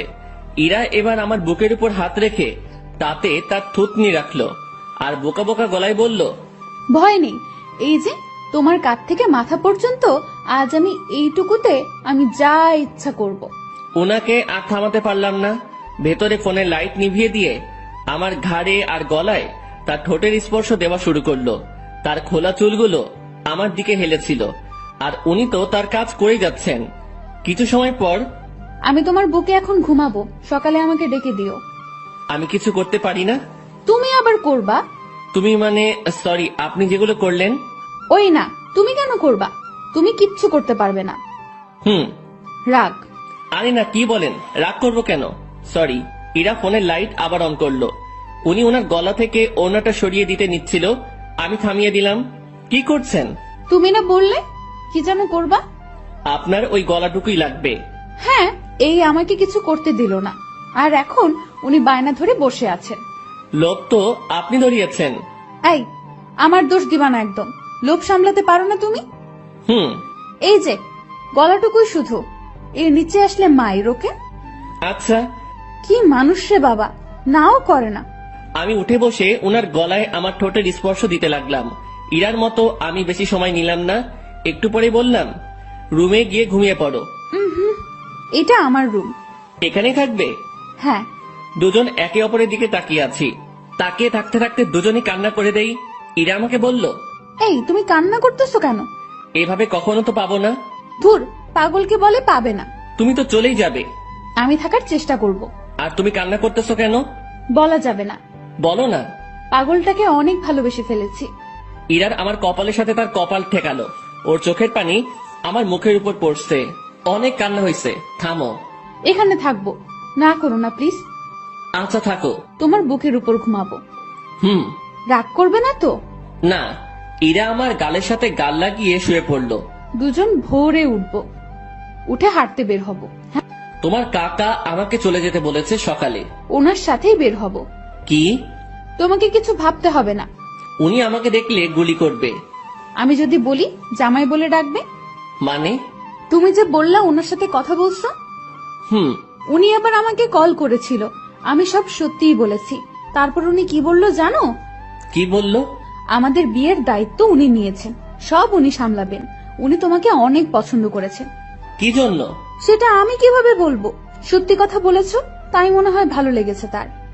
ও, আর কোনো কথা না, এবার শুধু ঘুম হবে, ঘুম ঘুম আর ঘুম হবে। চোখ বন্ধ করো পাগল। দুজনেই ঘুমিয়ে গেলাম। পরদিন ভোরে ইরা আমাকে ডেকে তুললো। তারপর হাঁটতে বের হলাম। পথে সত্যি সত্যি ইরার কাকার সাথে দেখা হলো। উনি আমাদেরকে দেখে মুচকি হাসলেন, কিন্তু কিছু বললেন না। এই চলো জগিং করি, ভুঁড়ি হতে দেওয়া যাবে না। ভুঁড়িওয়ালা বর আমার পছন্দ না। ওনার কথা শুনে মুচকি হাসা ছাড়া উপায় নেই। সকালে সব কাজ শেষে অফিসে আসলাম দুজন। অফিসের কেউ এ ব্যাপারে কিছু জানে না, তাই কোনো সমালোচনাও হয়নি। এসব বিষয় জানলে কেউ না কেউ আমাকে জিজ্ঞাসা করতই। দুপুরের পর এক শার্ট প্যান্ট কোট পরা ভদ্রলোক ইরা রুমে ঢুকলো। লোকটিকে দেখে কেমন যেন সন্দেহ হচ্ছিল আমার। কিছু সময় পর ইরা আমাকে ডাকলো। যাক, সন্দেহ এবার দূর হবে। রুমে ঢুকে দেখি ম্যাম বেশ রাগান্বিত। জি ম্যাম, বলেন। এই যে, এটাই আমার পাগল, দেখে নিন। আমি মনে মনে ভাবছি, হ্যাঁ, ম্যামের লাজ লজ্জা কিচ্ছু নেই, এইভাবে কেউ পরিচয় করিয়ে দেয়? তো কিছু বলবেন আর? এরকম একটা ছেলেকে আপনার পছন্দ? ওর কিছু আছে? দেখতে তো কেমন জানি লাগে। ওই আমার পাগলের মধ্যে কি আছে না আছে আমি জানি, আপনাকে বুঝতে হবে না। আপনি আসতে পারেন। ভেবে দেখেন, এর সাথে থাকলে আপনার জীবন নষ্ট হতে পারে। এই শালা, ভাষা খারাপ করবি না। জীবন নষ্ট হবে মানে? ম্যাম তো তাকে মারার জন্য উঠেছে। এতক্ষণে বুঝলাম এই লোকটাই ম্যামকে দেখতে আসছিল। ম্যাম যেভাবে মারার জন্য দাঁড়িয়েছে, লোকটি ভয়ে চেয়ার উল্টে পড়ে যায়। ম্যামকে থামিয়ে আমি উনাকে টেনে তুললাম। দেখছিস আমার পাগলের মধ্যে কি আছে? সে চলে গেল। ম্যাম, এইভাবে কেউ ভয় দেখায়? আরে ভাই বলিস না, মাথাটাই খারাপ করে দিছে। আমি কত বুঝালাম, বুঝলোই না। আমি বাইরে চলে আসছি। ম্যাম তখন পেছন থেকে ডাকলো। ওই আমার পাগল। জি ম্যাম, বলেন। উনি মুচকি হেসে বললেন, কিছু ফাইল কপি করতে হবে, একটু সাহায্য করবেন? আমি করে দিচ্ছি। আরে আমার রুমের মেশিনে কালি নেই, তুমি ম্যানেজারের রুম থেকে বের করে নিয়ে আসো। আচ্ছা। ইরা ফাইলগুলো আমার হাতে দিল। উনিও ফাইলটা ধরে আছেন, আমিও এক পাশে ধরে আছি। উনি ছাড়ছেন না। রাগ করলে নাকি আবার? ছি, না ম্যাম, রাগ করবো কেন? এই যে কাজ করাচ্ছি। এটা তো আমারই কাজ। তোমাকে দিয়ে কাজ করাতে ইচ্ছে করে না গো। আমার কাজ করতে ইচ্ছে করে। স্যার যান, এখন এগুলো কপি করে নিয়ে আসেন। আর হ্যাঁ, আজ বাসায় ফিরতে রাত হবে, সন্ধ্যায় বাইরে গিয়ে খেয়ে এসে আবার কাজ শুরু করব, ঠিক আছে?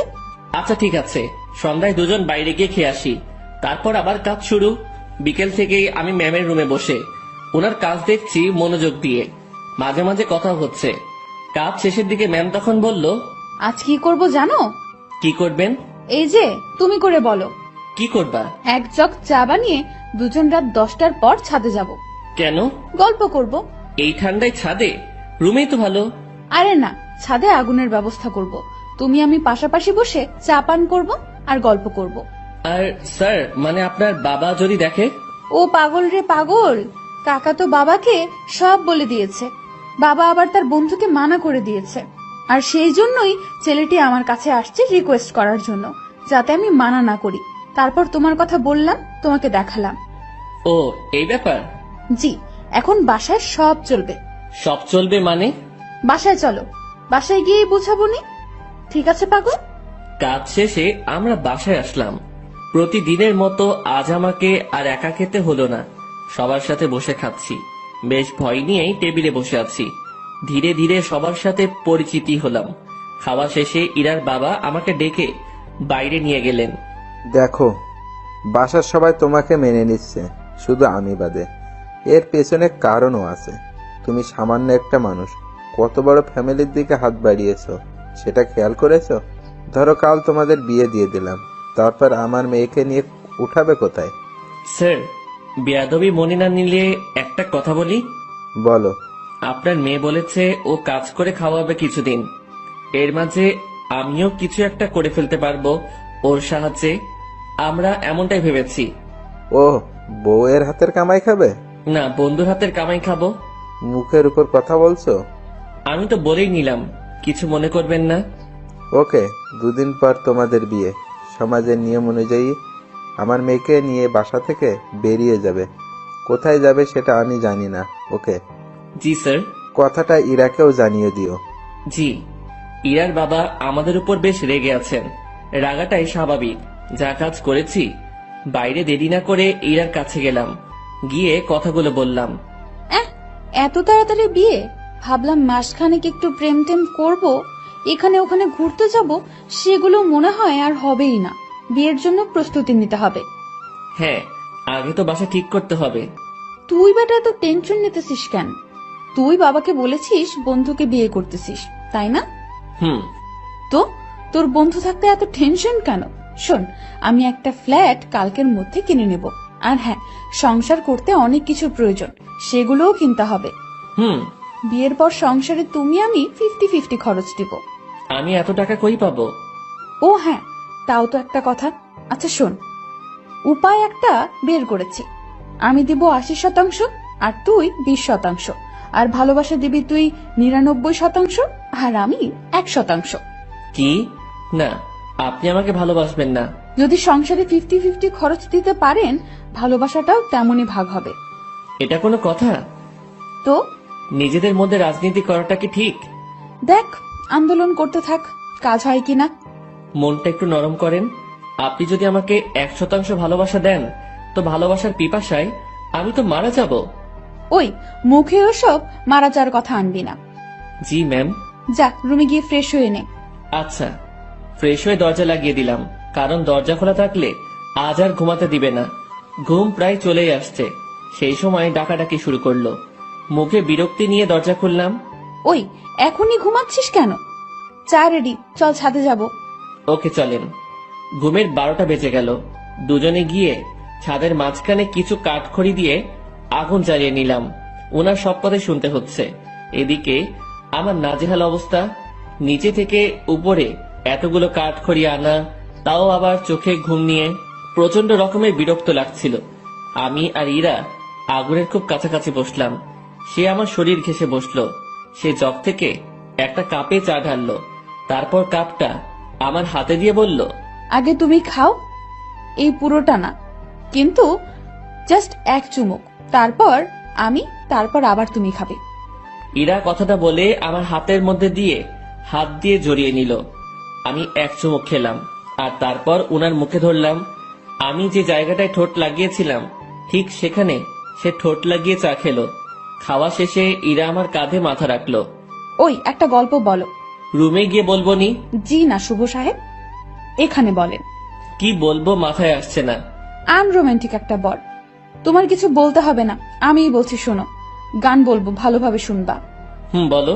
আমার কাছে তুমি মানে 7 রাজার ধন, আমার কাছে তুমি মানে অন্যরকম, আমার কাছে তুমি মানে আমার পোষা পাখি, দিনে রাইতে বুঝিয়া তোমায় আমি দেখি, তোমার কাছে হয়তো বন্ধু আমি কিছু না, তাই তো তোমার স্বপ্নে বন্ধু আমি আসি না। এই ওয়েট, আমি ইরাকে গানের মাঝে থামিয়ে দিলাম। কি হয়েছে, থামালে কেন? তুমি আমার স্বপ্নে আসো তো? আরে গাধা, এটা গানের লাইনে আছে, তাই বলছি। আমি তো জানি তুমি আমাকে কেমন ভালোবাসো। তুমি গানটা পারো? ও দারুণ, তাহলে চলো একসাথে গাই। তারপর থেকে শুরু করলাম। আমি মানে তুমি, আর তুমি মানে আমি। আমার কাছে আমার চেয়ে বন্ধু তুমি দামি। গলা ফাটিয়ে দুজন গান করলাম। আমাদের আওয়াজ শুনে ছাদে ছোট বড় সবাই এসে হাজির। আমরা সবাই গোল হয়ে বসলাম। আগুনটাও বড় করা হলো।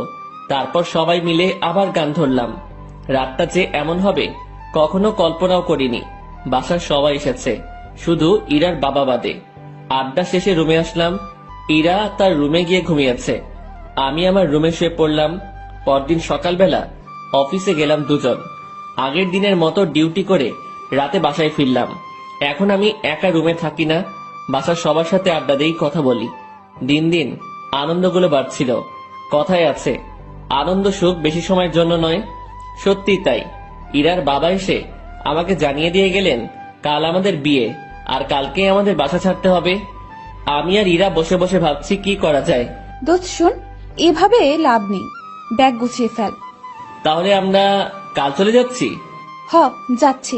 অন্য কারোর সাথে বিয়ে হলে তো যেতেই হতো, তাই না? হুম। তো ব্যাপারটাকে স্বাভাবিক নেওয়ার দরকার না?